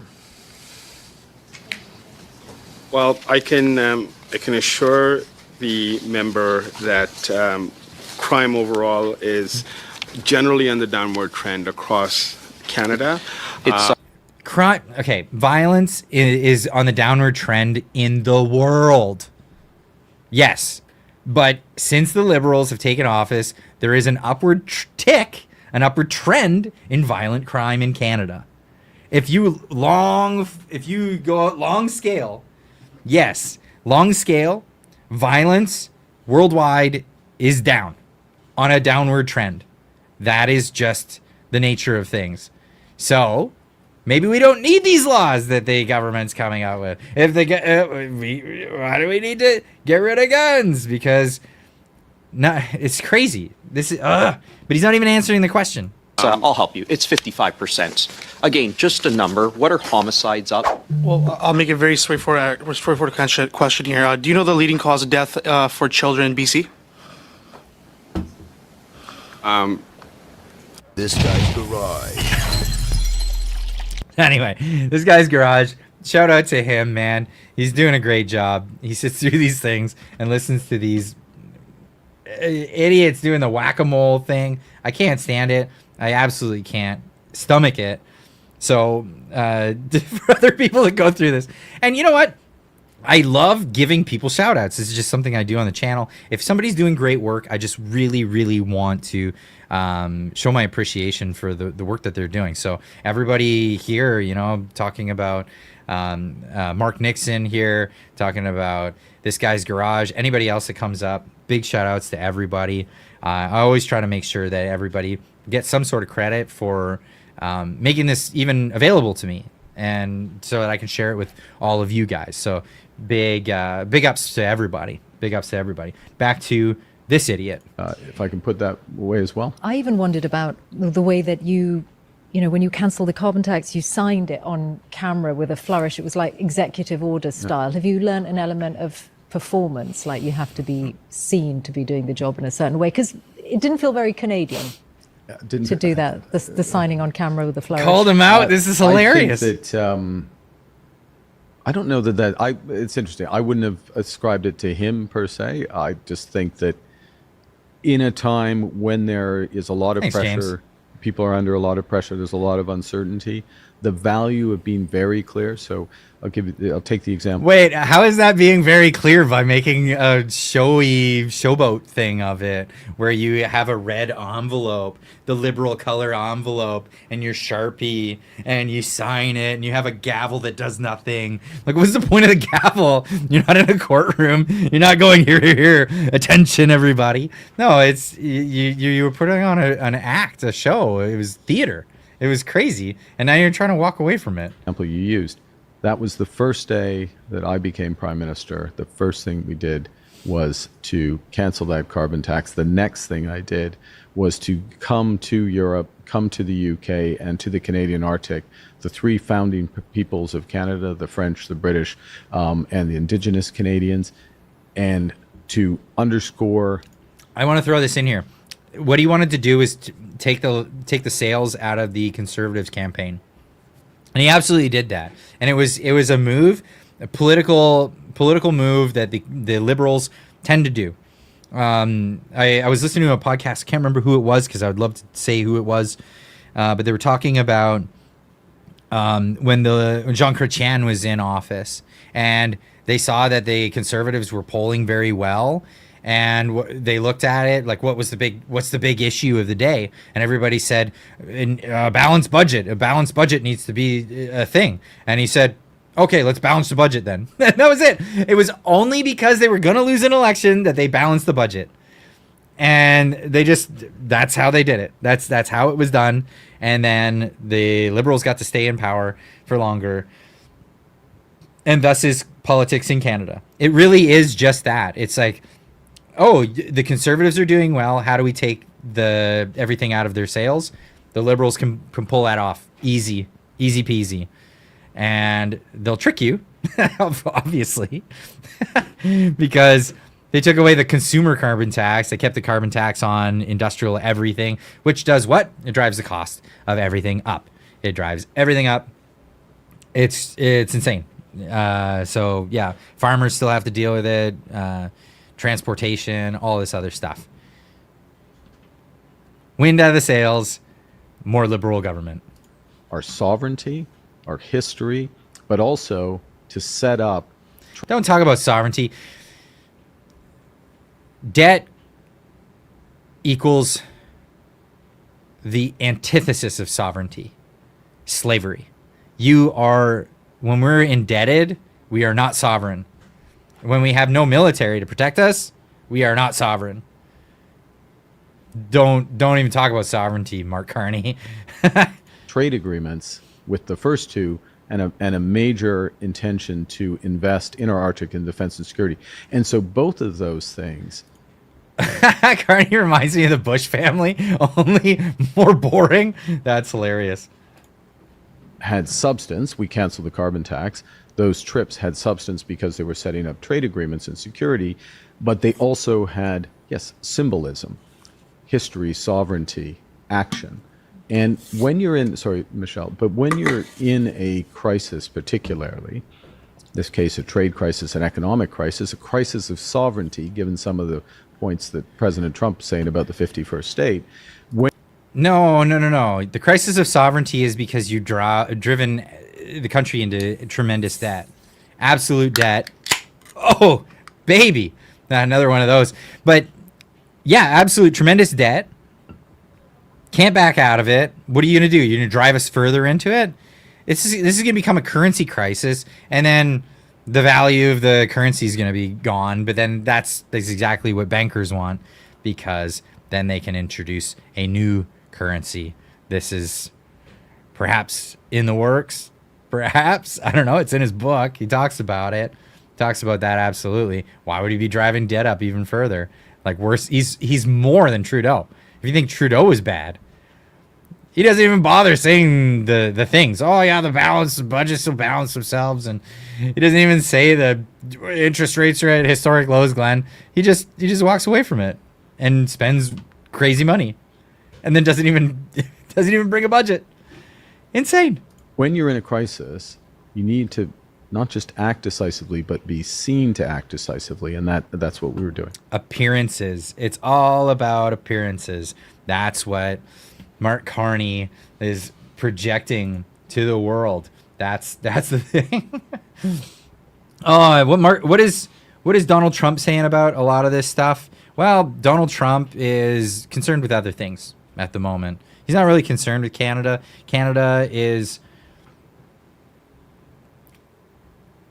a next week or next month issue. It's like Donald Trump gave Canada a choice and said, okay, do you want to suffer or do you want to join us? And Canada decided collectively, well, not entirely collectively, upon a particular amount demographic that has more control over the electoral system than the other demographic. They collectively decided, no, we're not gonna do things easy, and we'd like the painful approach. We'd like things to be very painful, in fact.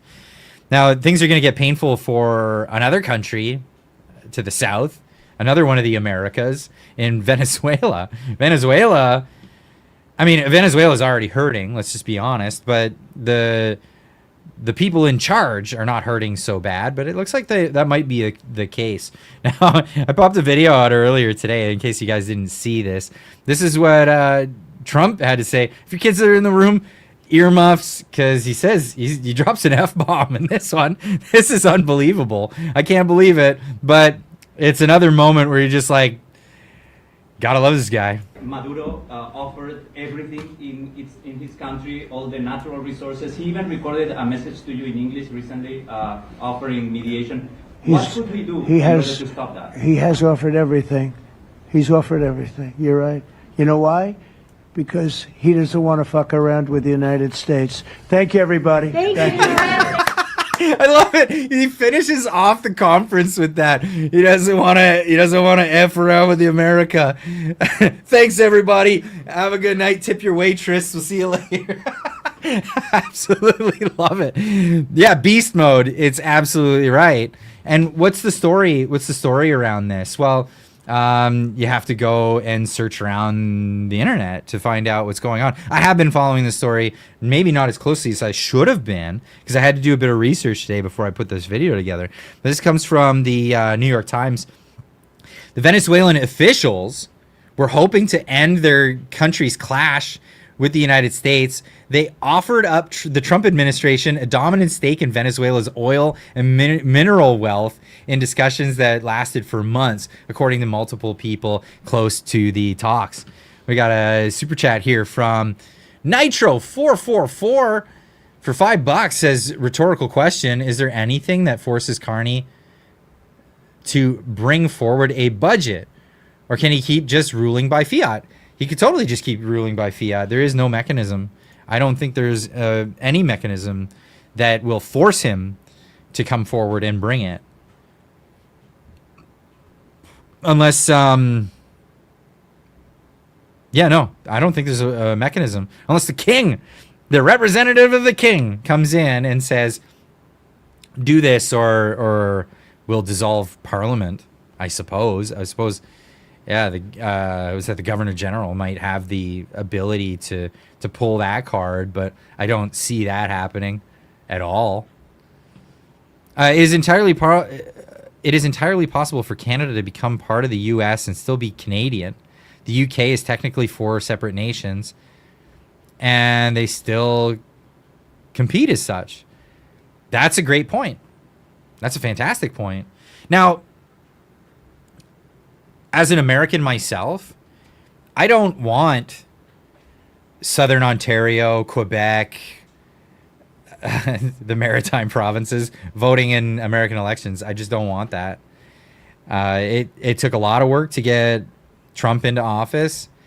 It took a lot. And I really don't want to spoil that by having a bunch of people with their hands out becoming entitled in the US and being able to get tax money from Texas and Florida and Arizona and Iowa and all these other places and get it handed to them to prolong these entitlements. But I think if there was like, yeah, a different deal where, you know, Canada became part of the United States. Well, let's see what kind of deals might be offered up. I just, yeah, red state taxpayers don't want another Florida, or don't want another New York. They don't want another California. That's the thing. Clyde Do Something says, smash the thumbs up, better than nothing. Thank you. Appreciate that. Trump is gobbling up mineral rights all around the world. China is taking notice and attempting to lash out. Now, gobbling up mineral rights is a different way. There's a different way of doing it here. Now, America could totally take the bribe from Maduro in this case, right? Why not just take the money? Take the money. There's more to this. For one, Venezuela could be a tremendous trading partner. Just imagine a free Venezuela post-socialism.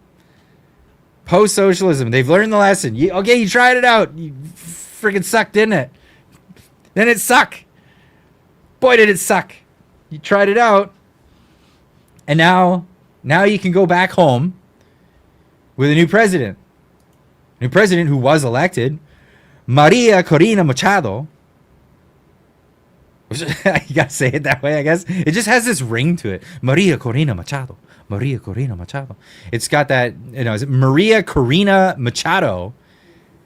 If you say it with a normal English accent. Won a Nobel Peace Prize for her work in Venezuela. Winning the election, by the way. And the amazing people behind it. The amazing people. I've heard some of the stories. I'd butcher it if I told you guys. Something along the lines of they held an election, but the people counting the ballots kept the tallies and they hid them on their persons. And then they left. And then they met at an undisclosed location. So this happened all over Venezuela, where people were doing the tabulations and they were hiding it. They're like shoving them up their shirts and stuff, and they're making off and they're getting off and going to these other locations where they can reevaluate, right? And this is how elections should actually occur. It should be seen here and then verified. And what happened there? Well, Maduro's gangsters, his thugs, took over the polling stations and all that stuff, and then they came in and then they just changed the vote. They changed the number, and they said Maduro wins again. Hey, he's the president of Venezuela one more time. Everybody loves him, don't they? And yeah, no, nobody loves him. They want rid of him. They were this close to revolution only a few months ago. It was insane. Talked to my buddy Rudy. He's a streamer, YouTuber. Amazing guy living here in Canada, but Venezuelan. And he talks about it. Like liberal. So, but this is the thing, right? So they pulled it off and they proved to the world that the election actually was won by Maria Corina Machado. And boy, did that not ring very well. In fact, turned into other things. U.S. offers $50 million reward for the arrest of Venezuelan leader Nicolas Maduro, who's running all kinds of not so good things over in Venezuela. Also, Trump administration authorizes covert CIA action in Venezuela. The development comes as the U.S. military is drawing up for options for President Trump to consider, including possible strikes inside the country. That's incredible. Now, he addressed this yesterday when this question was asked. I got to rewind a little bit. Be given. Not really a ridiculous question, but wouldn't it be a ridiculous... Does the CIA have authority to take out Maduro? Oh, I don't want to answer a question like that. That's a ridiculous question for me to be given. Not really a ridiculous question, but wouldn't it be a ridiculous question for me to answer? It's not really a ridiculous question, but it would be ridiculous for me to answer. This is like covert operation stuff. Yeah, you're not gonna come out and say that. Come on, dude. But I think Venezuela is feeling heat, but I think a lot of other countries are feeling heat too. We're not going to let this country, our country, be ruined because other people want to drop, as you say, their worst. They have given us their worst. They've loaded up our country with prisoners, with mentally ill people that are seriously ill, criminally ill, and we're not going to take it. And so, I mean, it's just one of those things. And I can tell you, we've taken care of the sea. There's nobody, and we're watching. We're watching. And if we see it, we'll save it. Yeah, please. On the ships, though, sir, there are Republicans and Democrats up on the Hill concerned that in the briefings they've gotten about those attacks, they're not necessarily getting information about who was on them and what exactly was on those ships. Can you ensure that? But they are given information that they were loaded up with drugs, and that's the thing that matters. When they're loaded up with drugs, they're fair game. And every one of those ships they're not ships, they're boats, they're speedboats. They're extremely fast, record-setting type speedboats. They cost a lot of money, and they have a lot of money because they're drug sellers. But they know one thing, and they all have the same thing in common. There's drug dust. They call it drug dust. They call it fentanyl dust. They call it drug dust. It's dusty. It's not beautiful. Oh, the meth boats with the drug dust. Oh man, this is gonna be memes forever. Over the boat after those bombs go off, and you can take along. We know before. We know when they go out. We know we have much information about each boat that goes out. Deep, strong information. Yeah, please. So you're going to have Volodymyr Zelensky here this week. What is your message? All right, moving on. They're moving on to a different topic, but this is why. This is why, because they got the dust on the boats, the dusty boats. They're bad boats. They're not great boats. Nobody likes these boats. Not like America's big beautiful boats. We got big beautiful boats in the water. They don't like our boats. Frankly, we have the best boats. But so it's really scared Maduro. Maduro's like, yikes. Ay, ay, ay, I think is what he actually said. No, he said something different. He actually spoke English in this clip, begging for Trump not to bring war to his shores. Trump's not going to bring war to him or to the people of Venezuela. It's to this guy. Just Pitts, decirle al pueblo de Estados Unidos, no a la guerra. No a la guerra. No queremos una guerra en el Caribe ni en Sudamérica. Ya para arriba. No. Not war. Just peace. Not war. Se diría así. ¿Quién habla inglés aquí? Tú, Daniela.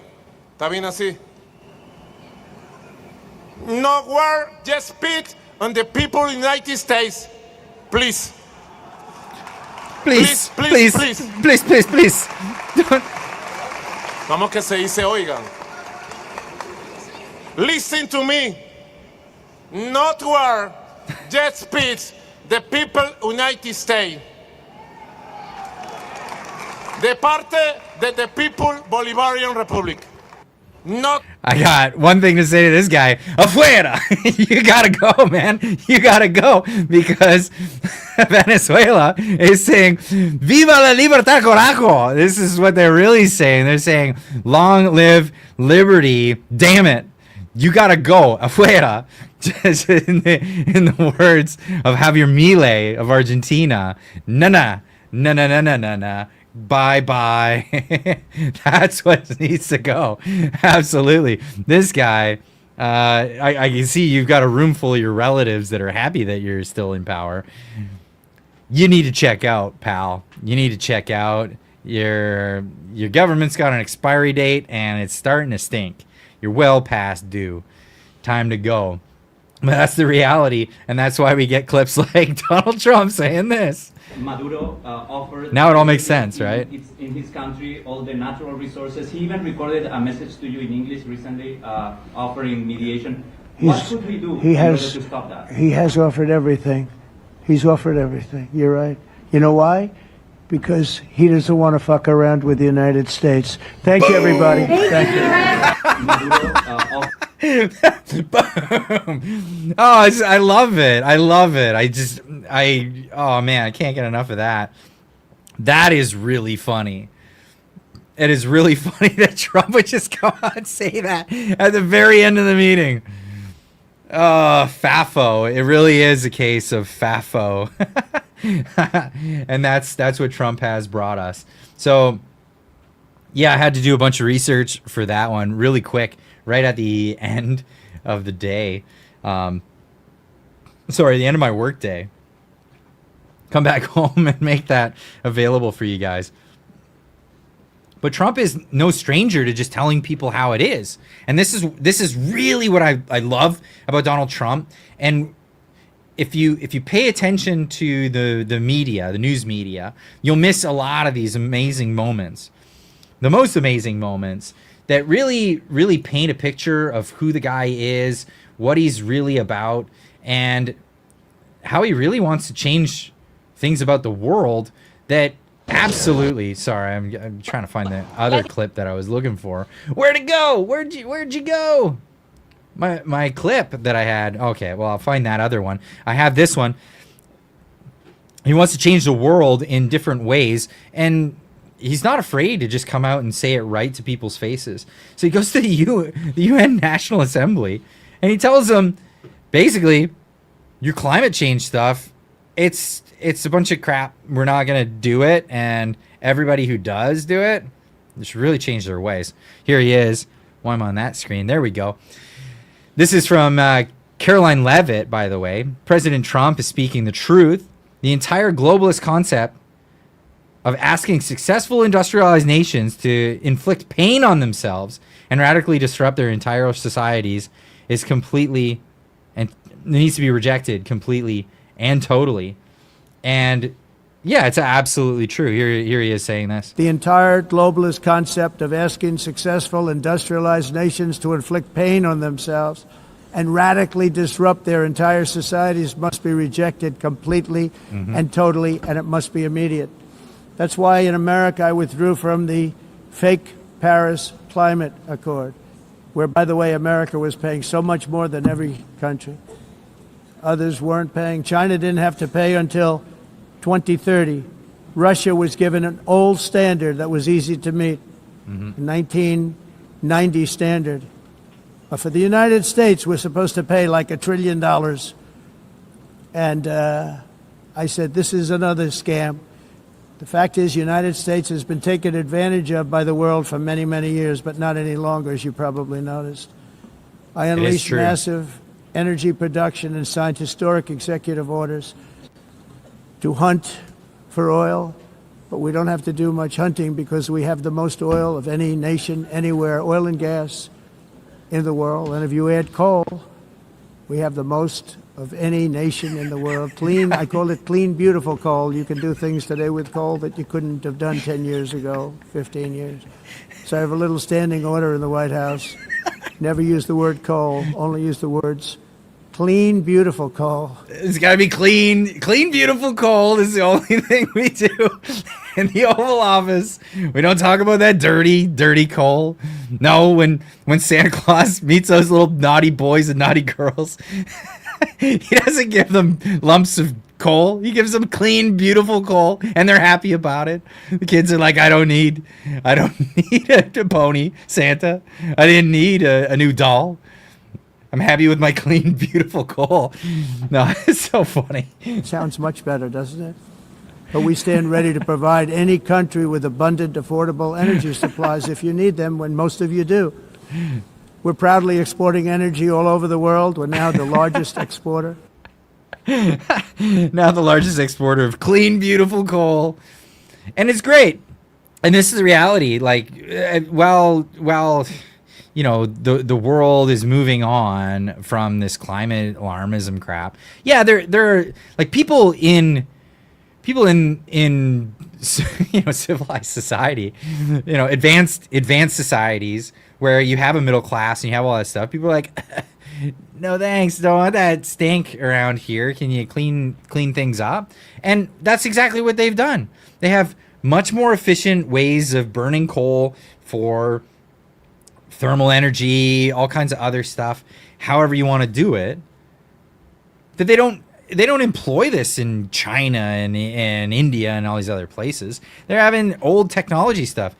Over here, though, it is the clean, beautiful coal. It's the best stuff. It's the greatest. The kids love it.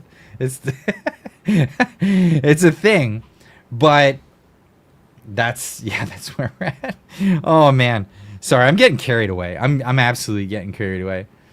It's annoying when you compare Canada, eh? What? Sorry, I missed that. It's annoying when you compare Canada. So, compare Canada to the United States? Well, I mean, that's what we do. That's what we do in Canada. It's kind of what everybody does. You know what? This interesting thing, and maybe I can pull it up. Because I was thinking about this today. I was like, stewing over it. Like, why is it the Canadians always feel like Canada's better? It just means that Canada sucks and I'm annoyed. LOL. No, I get that. I totally get it. I'm with you. But it's this passive aggressiveness that just drives me bonkers and always has.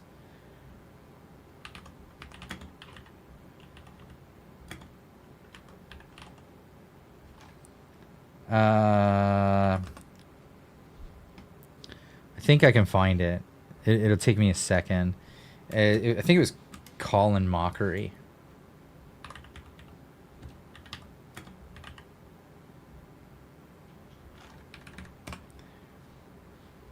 Yep, found it. Didn't take long.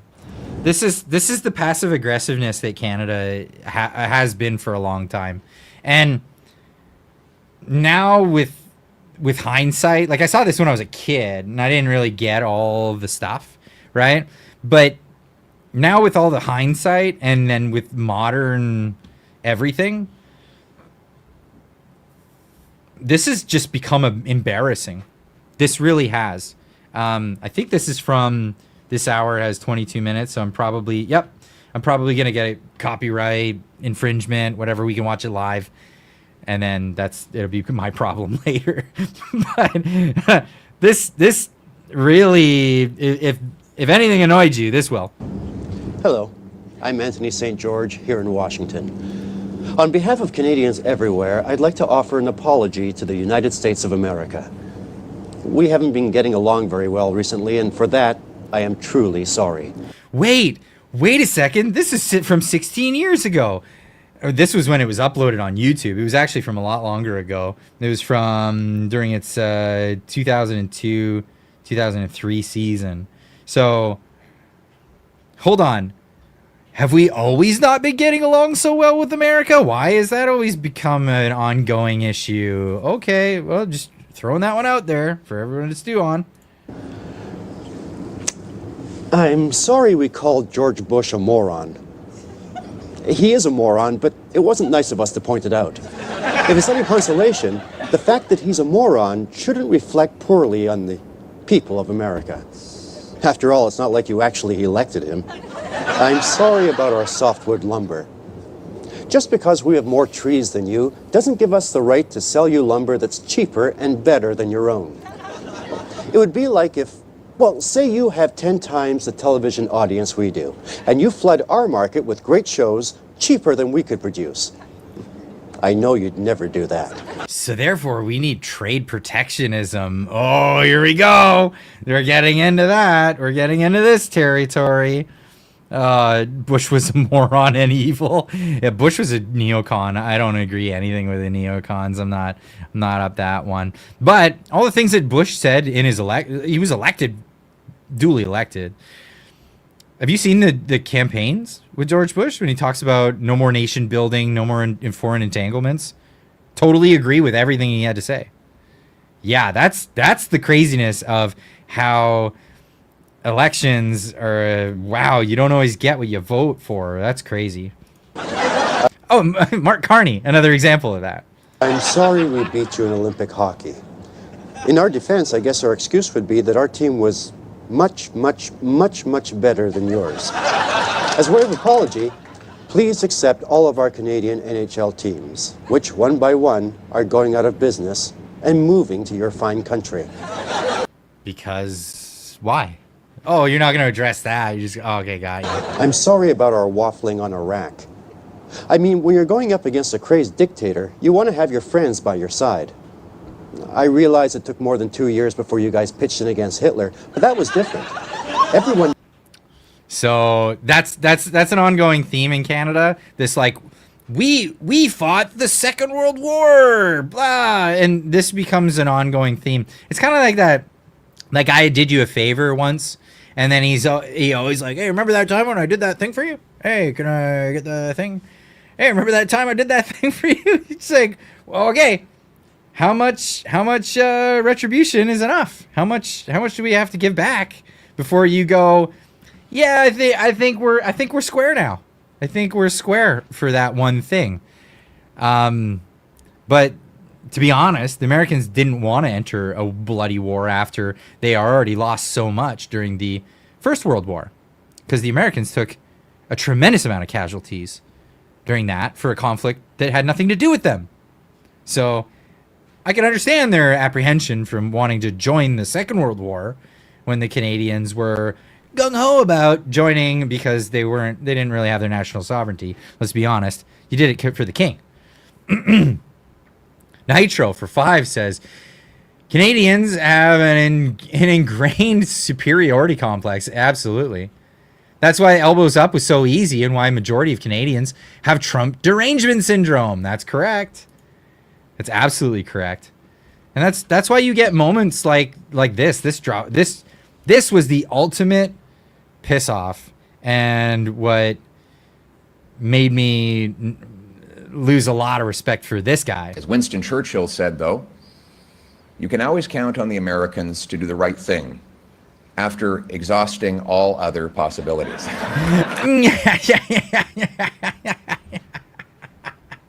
Where were you on parental rights? You were doing all the other possibilities before you addressed it. Where were you on a number of actions? Where are you on the ostriches? That it's a property rights issue here in Canada. Exhausting all them options. That's what we're doing. We're just exhausting all those options. That was a slight towards Americans. That sucked. I get it if you want to make fun of Trump, you want to do something, but making a slight at Americans as a whole, pretty awful thing to do. It's actually one of those things that you don't do that in politics. It's kind of a taboo. Biden broke that taboo, damaged him tremendously. Hillary Clinton did with her basket of deplorables speech and the whole thing. Property rights do not exist. You're absolutely right there in the chat. Who here has TDS and why? PP is against the suppression of free speech.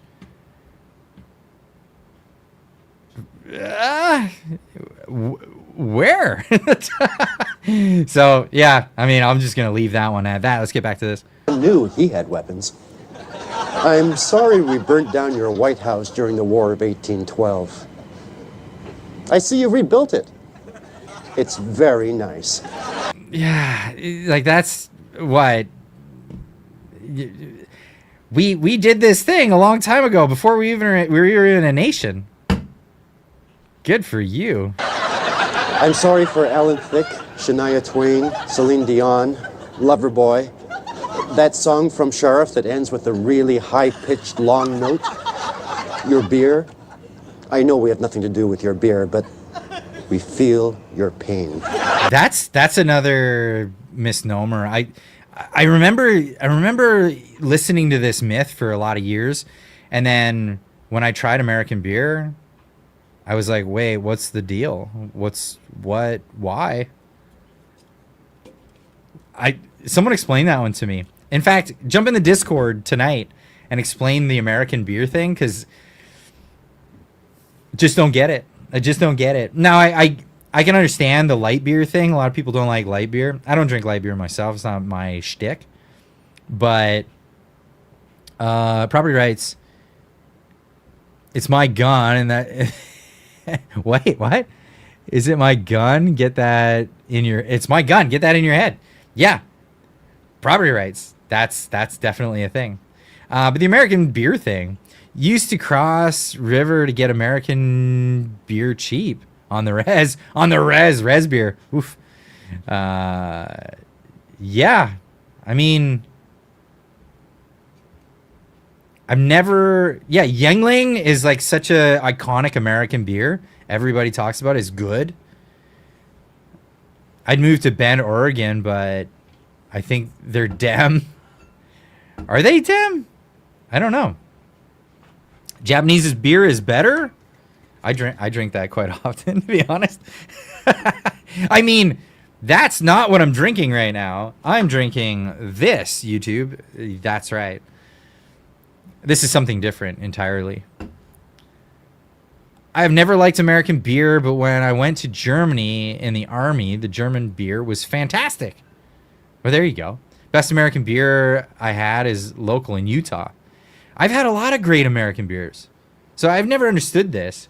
I was always told this, but but as soon as I got to experience it, it was never an issue. Oh, is it very damn noob? Over in, welcome back, by the way. Bend, Oregon. I saw a bit of stuff from Bend. I saw somebody doing open carry constitutional check videos. Those are interesting. And finally, on behalf of all Canadians, I'm sorry that we're constantly apologizing for things in a passive-aggressive way, which is really a thinly veiled criticism. Yeah, that's all that is. I sincerely hope that you're not upset over this, because we've seen what you do to countries you get upset with. For 22 minutes, I'm Anthony St. George, and I'm sorry. Yeah. And that, yeah, that's, oh, just that kind of thing doesn't really resonate well, in my opinion. But where does it go? Where does it go? Where do we end up? Well, we end up in a situation like Ontario, where this, I mean, what do you even call this guy? What do you call this? This is a character out of a George Orwell allegory. You know, that's not a real person, is it? He can't be. That's a caricature of a thing. Donut Doug Ford is too much. It's crazy. He's slowly metamorphosizing into the personality, like out of a Ghibli anime or something like that. It's unbelievable. Anyway, so Ontario's having some difficult times right now. So General Motors is moving 750 jobs from Oshawa to Indiana, but if you do the math, it's actually about 1,750 jobs because of the part suppliers and all that stuff. Canadian AOC, really? AOC? I think the Canadian AOC is in British Columbia, to be honest. Oh, what's her name?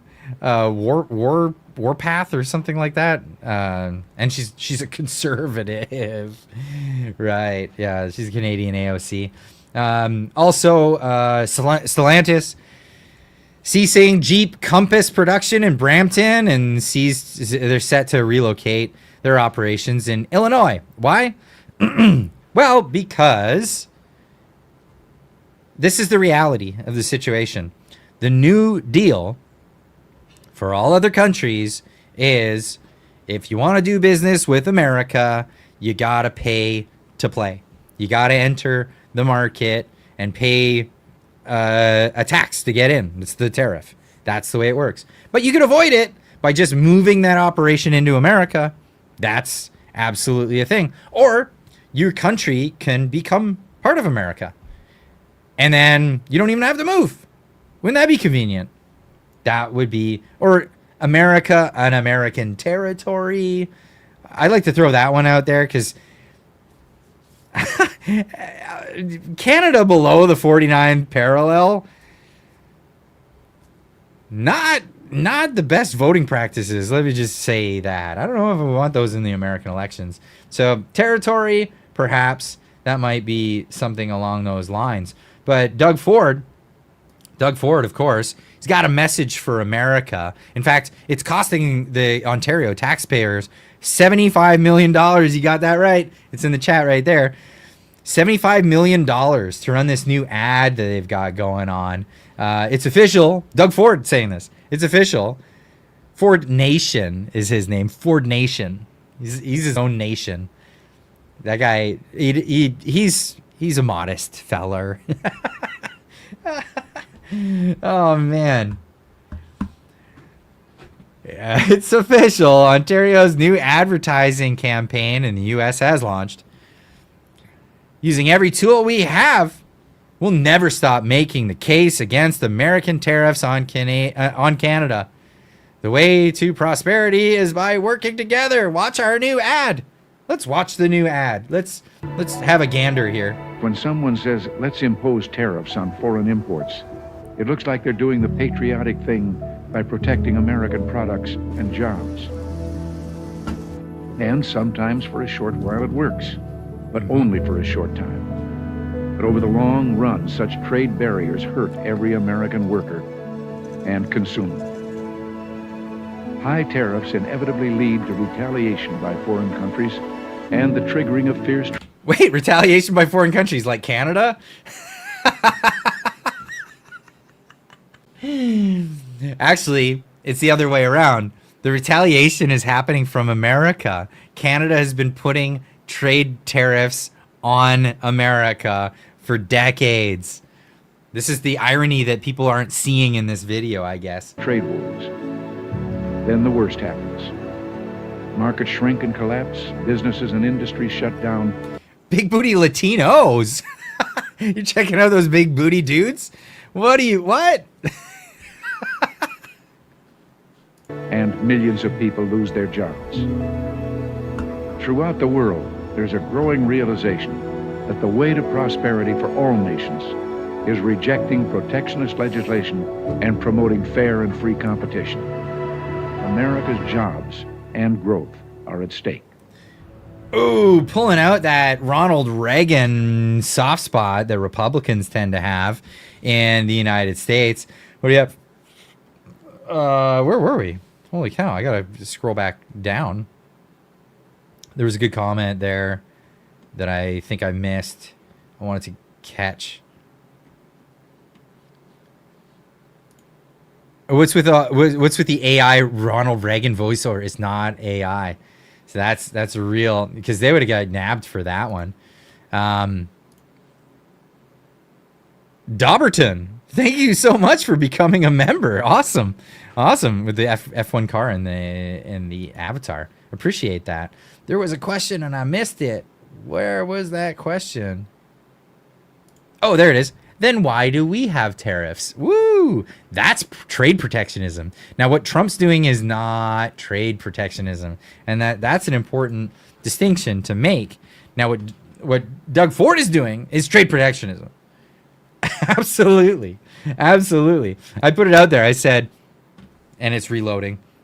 I said, this new ad by Doug Ford, brought to you by the guy who banned American alcohol from Ontario, threatened to ban a Canadian whiskey maker for over about 100 jobs in Ontario, threatened to shut off the power to American homes in the middle of the winter, supports the dairy cartel. That's right, the dairy cartel. Bum, bum, dum. This isn't a good look, Dougie boy. It's not a good look at all. Sorry, I have to close some of these tabs because it's just getting ridiculous. I got too many tabs open. I need to make room for what it is that we're doing here because I need to have a little space. The entire. Okay, closing tabs. Closing tabs. Man, I have too many tabs open. Where are we? Dougie boy. Dougie boy. We're getting back to the Doug story. Okay, so the trade protectionism. Trade protectionism, it's a hallmark of Canadian life. This is something that we do all the time. In fact, even when the premiers of the provinces get together and go down to Washington, D.C. in order to negotiate trade, what do? They still talk about trade protectionism. Here's Francois Legault in Washington, D.C. No, I just want to say a few words on dairy. In Quebec, we are against changing the management of the offer. The reason why we have that is to protect our regions. All right? So we don't give any subsidies to milk producer. So the only thing we do is we manage the offer, and it's a way to protect small farms in all the regions. So for us, all the regions of Quebec and parts of Ontario. Gangster over here. This is a lot of this lies on this. Like everybody who's lost their job, everybody in Ontario that's lost their job, go to a dairy farm and say, "Hey, just want to let you know I lost my job today. You're welcome. This was all for you." Do that. Do it. Go to a dairy farm. Hey, guess what? I'm not going to be able to pay my bills. Thank you. It was all for you. It was all for you. All for you. They actually codified this into law in the last sitting in Parliament. And this is why I've become quite a bit cynical. And let's just be honest with the Conservative Party. I thought they would have a good run, but they came into government this go around and they codified a few things into law. Bill C5, a tremendously awful piece of legislation. Totally backed it. Bill S 202. That was this piece of legislation that they brought in, and unanimous across the board. Everybody voted for it because everybody is afraid of their own selves. About themselves. It's really my career, my ambitions as a politician. That's what's at stake in a vote like that. Not morals, not maybe longevity of the country as a whole. Being able to negotiate with, on equal terms and perhaps even be able to satisfy some of the demands of your largest trading partner. It's unbelievable. So they codify this piece of legislation into law. What was the legislation? Bill S 202 was a law that amended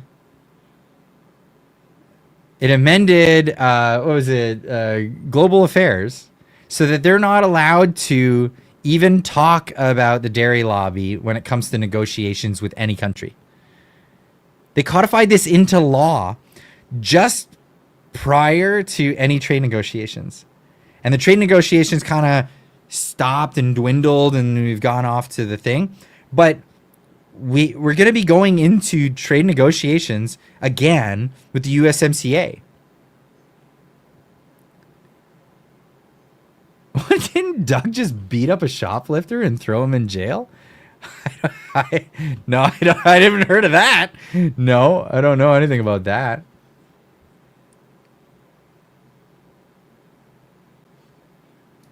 Well, a lot of people care, my man, because a lot of people are in the chat caring about it right now.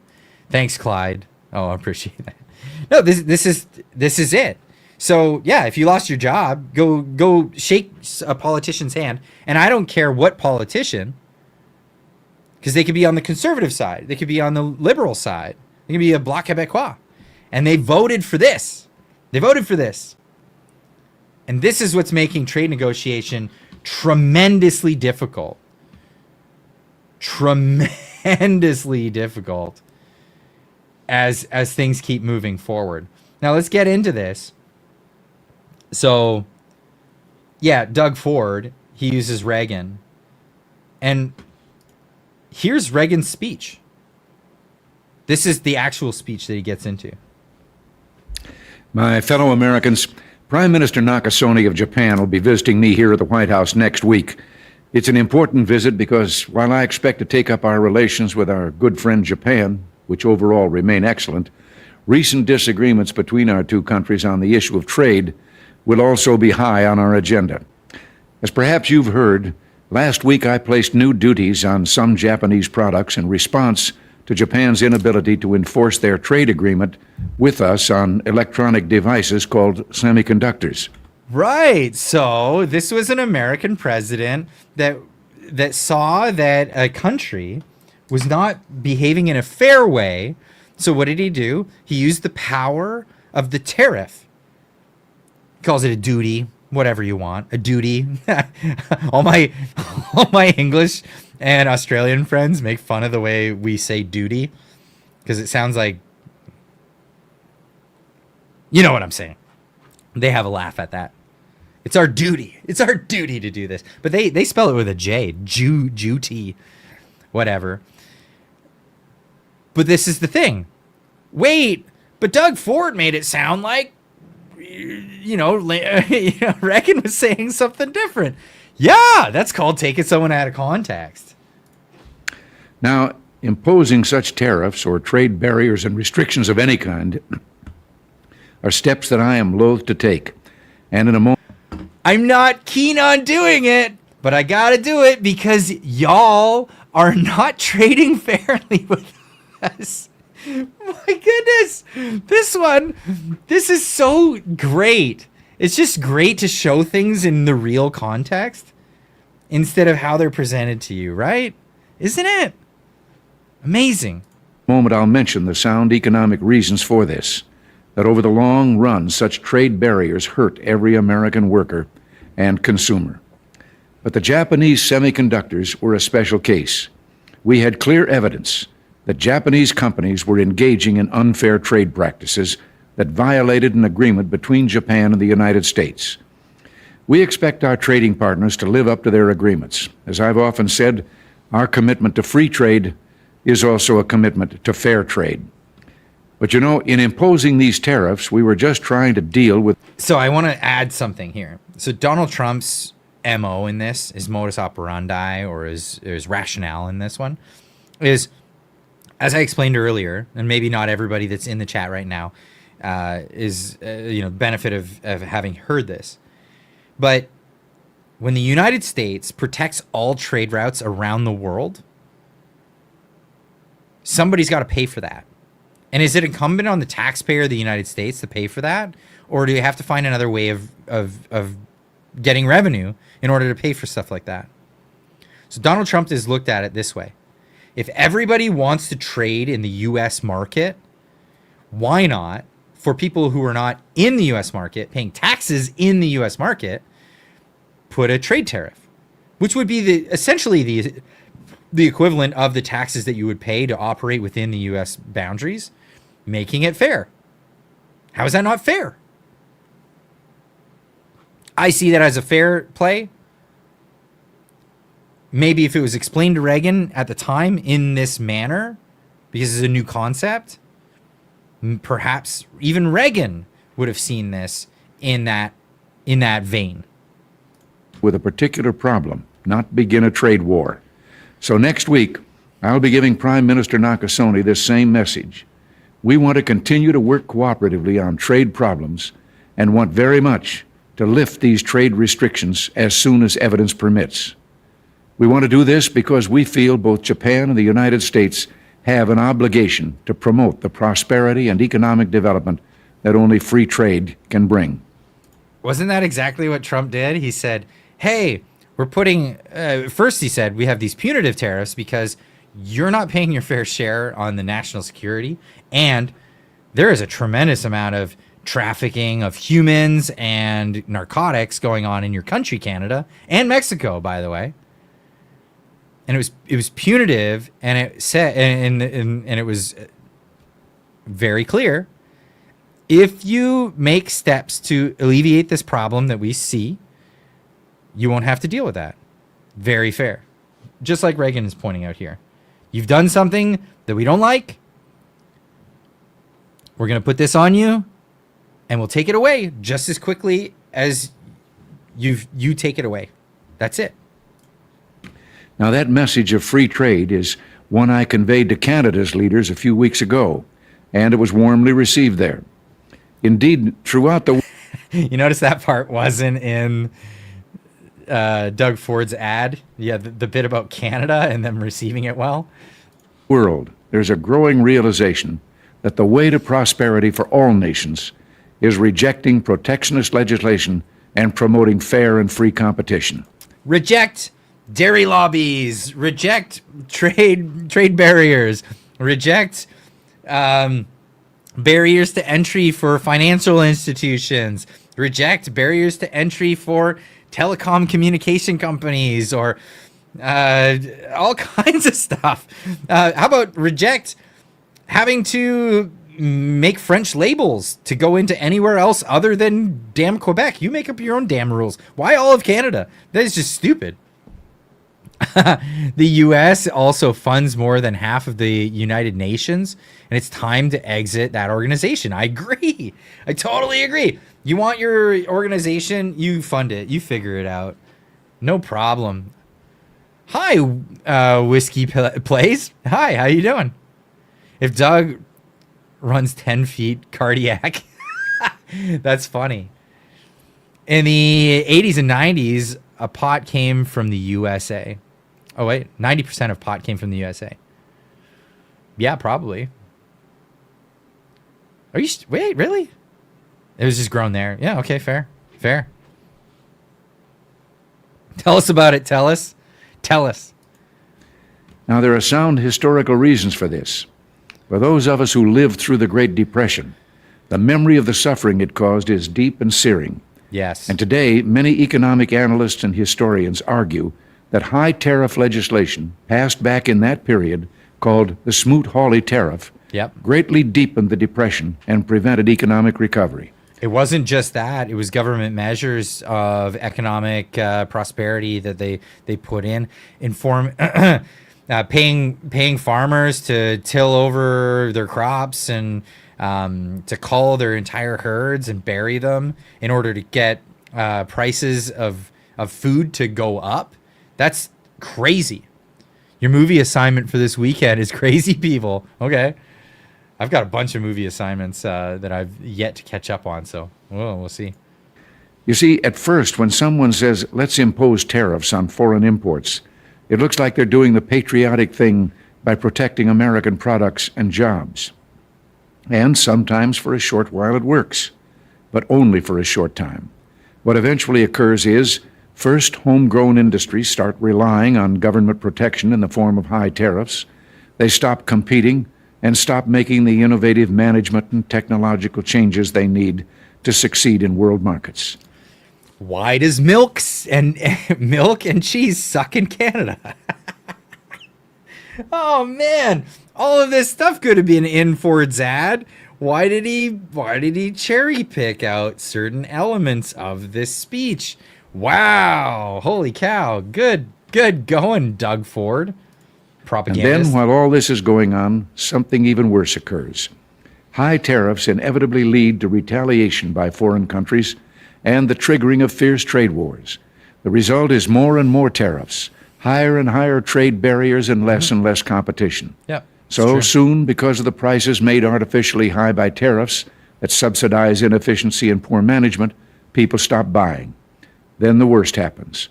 Markets shrink and collapse, businesses and industries shut down, and millions of people lose their jobs. The memory of all this occurring back in the 30s made me determined when I came to Washington to spare the American people the protectionist legislation that destroys prosperity. Now, it hasn't always been easy. There are those in the Congress, just as there were back in the 30s, who want to go for the quick political advantage, who risk America's prosperity for the sake of a short-term appeal to some special interest group. That's who correct. forget that more than 5 million American jobs are directly tied to the foreign export business, and additional millions are tied to imports. Yeah, I mean, look at Doug Ford. Look at Quebec and Ontario. They're losing tons of automotive sector jobs right now. Aluminum manufacturing, steel manufacturing, all of that is going again. Go thank a politician. Go thank your MP that voted for Bill S-202. Go thank them. Absolutely.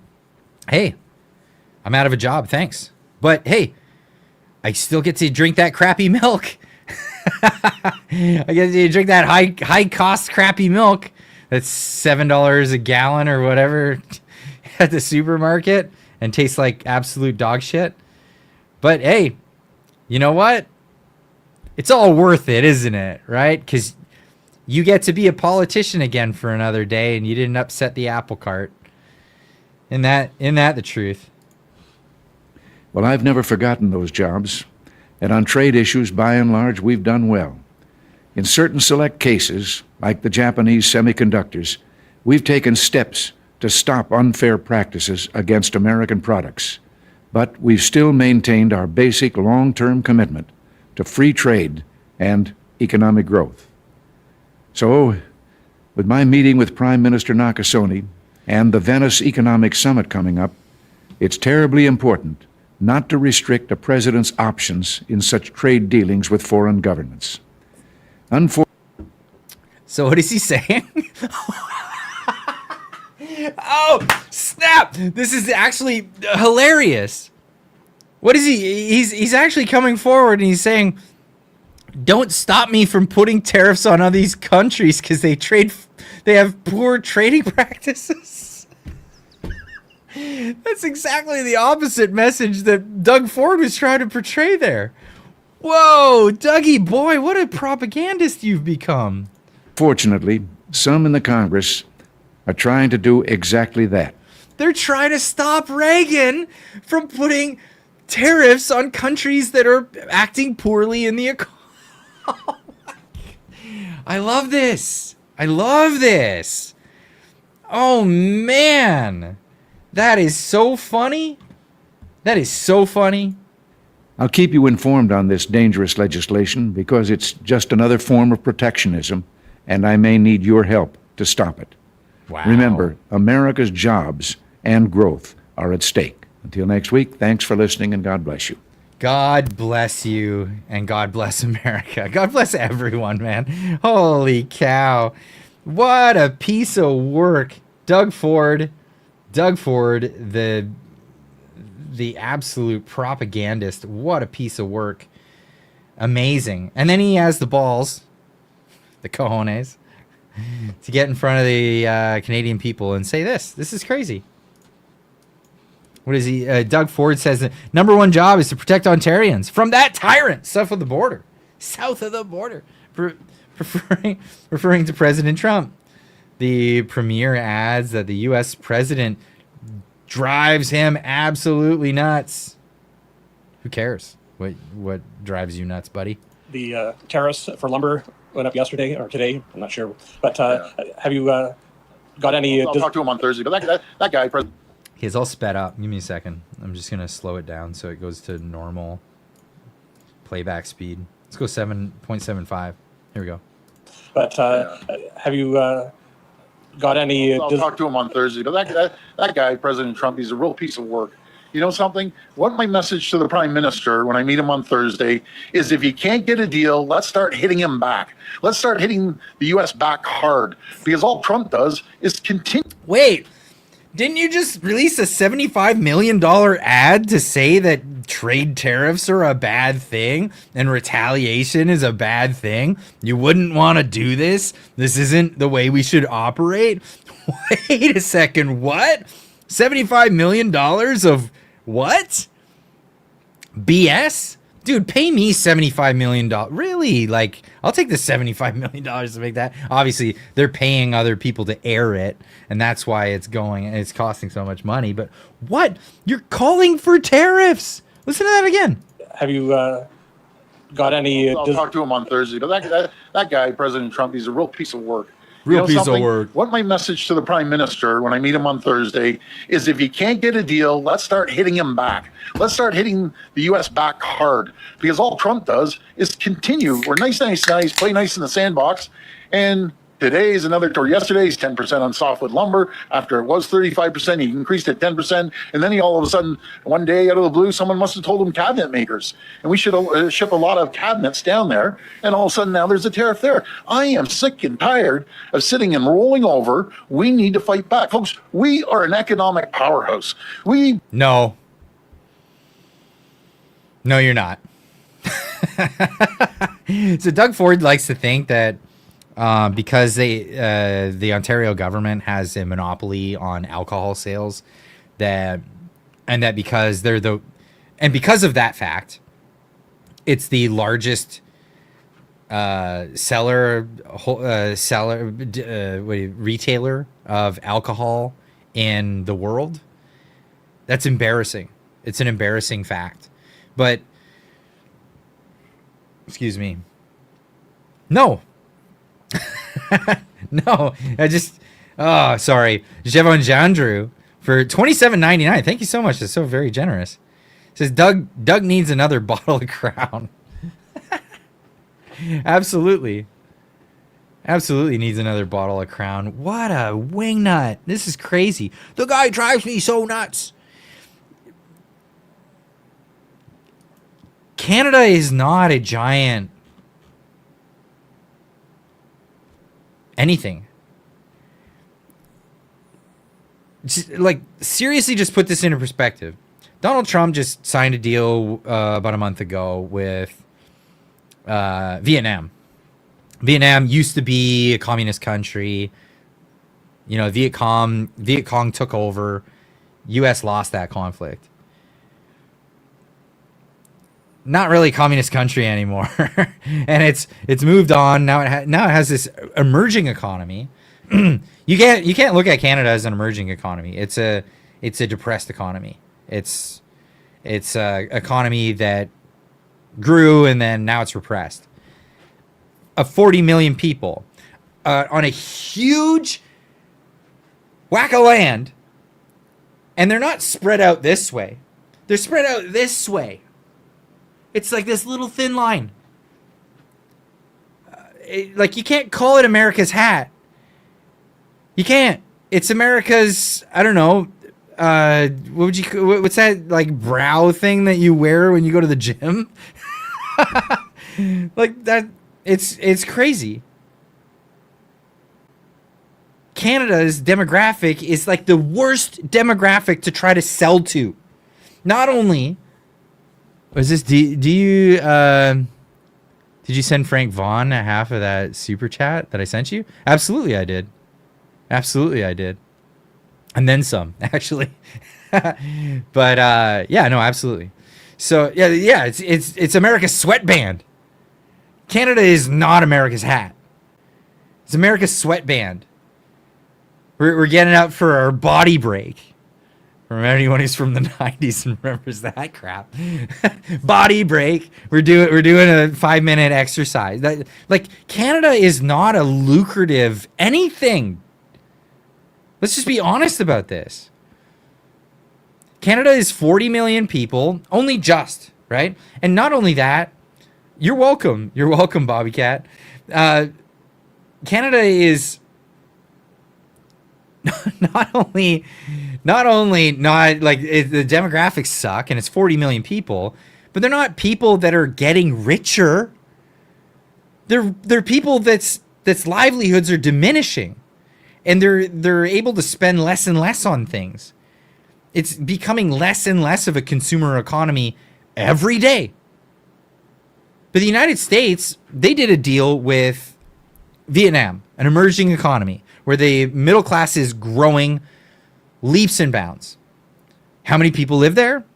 100 million people in a little tiny island that's easy to ship to and transport the goods everywhere. Let's get physical. Well, I'm getting physical explaining this with my hands, trying like becoming an Italian over here. But like seriously.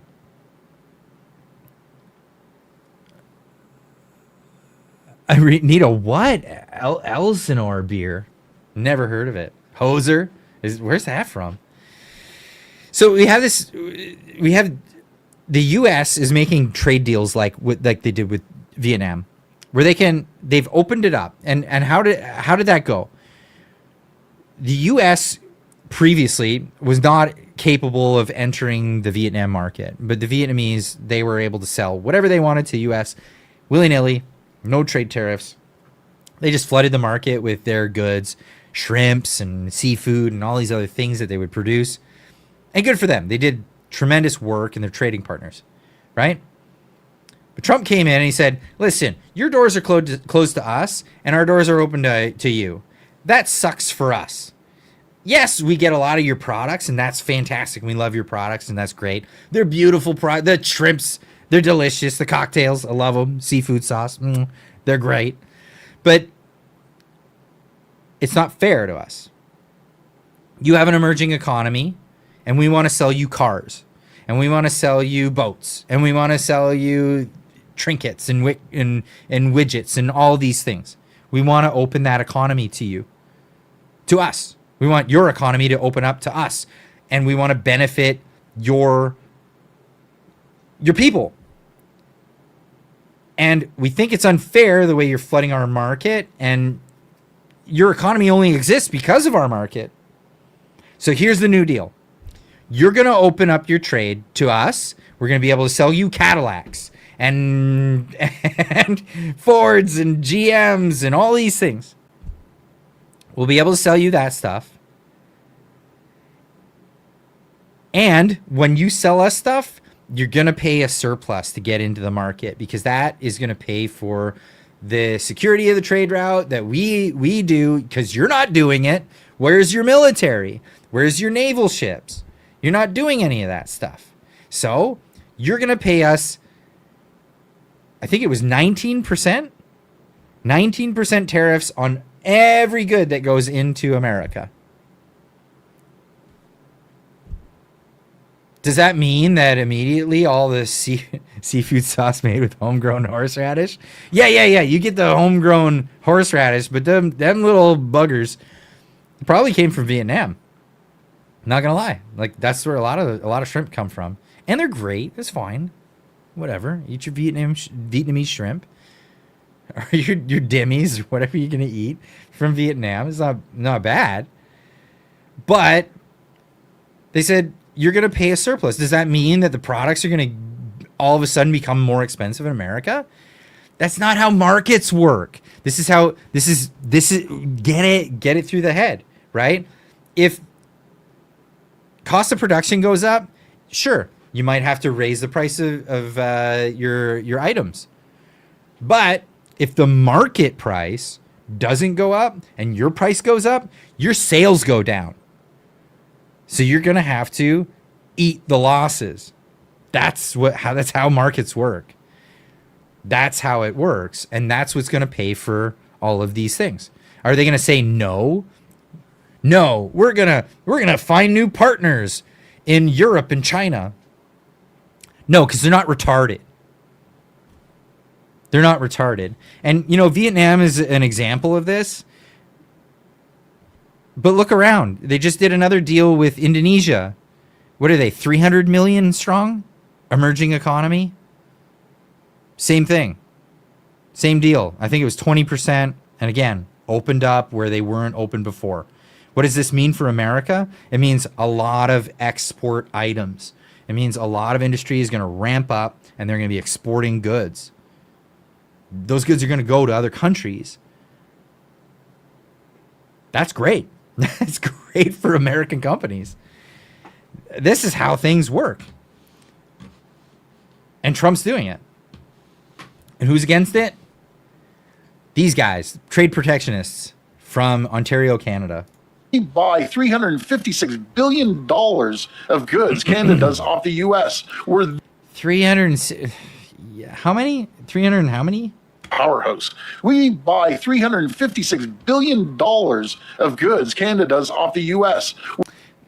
So that's probably a false number, and I'm going to call shenanigans on this without knowing what his number is. But the amount of goods that he's talking about, probably a huge number of that is wrapped up into cross-border business to business.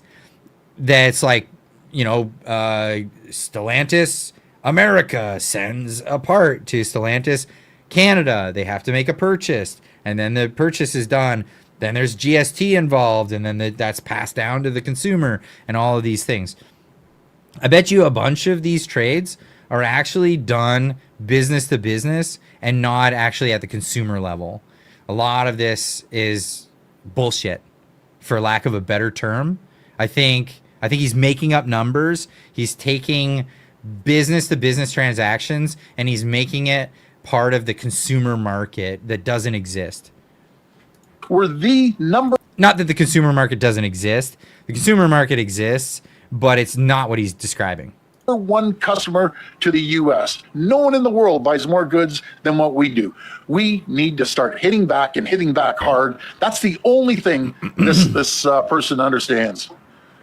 That's the only thing Donald Trump understands is being hit back. Give us a break, dude. He just ended 8 wars. He's not gonna bow to you, dummy.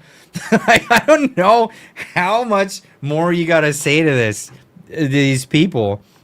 Like, it's crazy. And the fact that like some retarded Ontarians will gobble this up and yeah, man, get him. Like, what are you doing? You're ruining it. You're ruining everything that's good that you've got. Honestly, if Ontario is a rubble and a mess in a year, it's this guy's fault. We're describing the way out of this. And the way out of this, it's fair. And yeah, it's like, oh dang, we had a great deal for a long time. But it ain't what he's describing. Just pay up. Just pay up. Man, pay up, shut up, or get out of the way. Whatever you got to do. But this guy is a hindrance. So for all those people that are like losing jobs and you're looking for a thing to blame, or don't look at Trump, man. Don't look at Trump. Trump has given a perfectly good opportunity for everyone in southwestern Ontario to make things actually even better. This guy has been the impedance in that.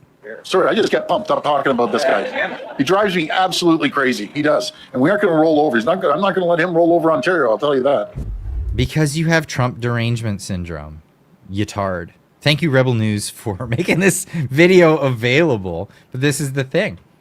And they still don't want to bring up the free military defense the U.S. has provided the past 68 years in the U.S. taxpayer expense. No, but every time you bring that up, what comes up? What absolutely comes up? You got me. You got me on another one. You got me on another one.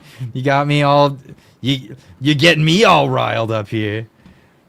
So this is something I actually tweeted about today. Because, sorry, but I get annoyed with this one a bunch. Again, it's that friend that keeps coming back. Hey, did you a favor all that time ago. Canada proudly boasts about military contributions to the First and Second World War, but continues to neglect veterans and run down the current Canadian Armed Forces. Today, Canada could not contribute to worldly conflicts, let alone defend its own borders. Canada is not sovereign. Don't give me some BS about, we helped you during the Second World War, so you owe us like forever free defense? Is that it? Do you think that the Americans didn't have casualties during the First and Second World War? Why does Canada owe you, or why does America owe Canada anything at this point? And it sucks because, you know, even Pierre Poilievre, when he did his speech where he gave that bit about Winston Churchill dogging on Americans, he brought up the same crap. Like tired old, you know, 90 years ago things about what Canadians have done for Americans. What have you done for me lately? What have you done lately? Honestly, what? Sure, yeah, you went to Afghanistan. I get it. Cool. We protect your trade routes. Still, to this day, all the time. We make that available for you. When was the last time you heard about a Canadian boat going to England that was hijacked by pirates? Or to China, or to anywhere? When was the last time you heard about that? You don't hear about these things. But you know what? I want to hear about the things that you hear about. I've been talking too long. Holy cow. You're going on 3 hours now. And again, I'm going to get back to this. I'd love to ask you guys. I want you to do me a favor. Do me a favor, because you guys probably watch a lot of different YouTubers, different streamers, different things. Challenge to everybody. Do your stream standing up. Stand up. Stop this sedimentary, like, sitting down stuff. Grill your favorite streamers and content creators. Do it standing up. Hey, did you know Clyde stands up during everything? He does it standing up. He always does it standing. Shiver me timbers. Yeah, make that a thing. I think that'd be a funny trend. Yeah, Clyde stands up for 3 hours during his live streams. What's wrong with you? I stand all day, by the way. I'm standing fixing cars all day, and then I come and do this. Nitro 444 for $5 says a country always has a military, either its own or a permanently occupying force. It's about time that option is given to Canada. And if Canada doesn't have what it's got, sorry. Sovereignty's already gone. Already gone. Join the Discord, ladies and gents. The link will be in here. Somebody's going to pop it up. One of my mods is going to pop it up right here. I just want to make sure before we end the live stream that the Discord link is, in fact, actually working. So head on over there. Get into the Discord. We're going to have some fun because we're going to get in the chat. And we're going to be talking to a bunch of people. I see that there's a bunch of in the welcomes. So I think that the live stream is working. So great to have everybody come out for this. Next week, make sure you tune in. Tamara Leach and Chris Barber will be joining me in the live stream. I'm going to make sure that they come in a little bit later. I do want to have my time with you guys because I do like to do the chat thing.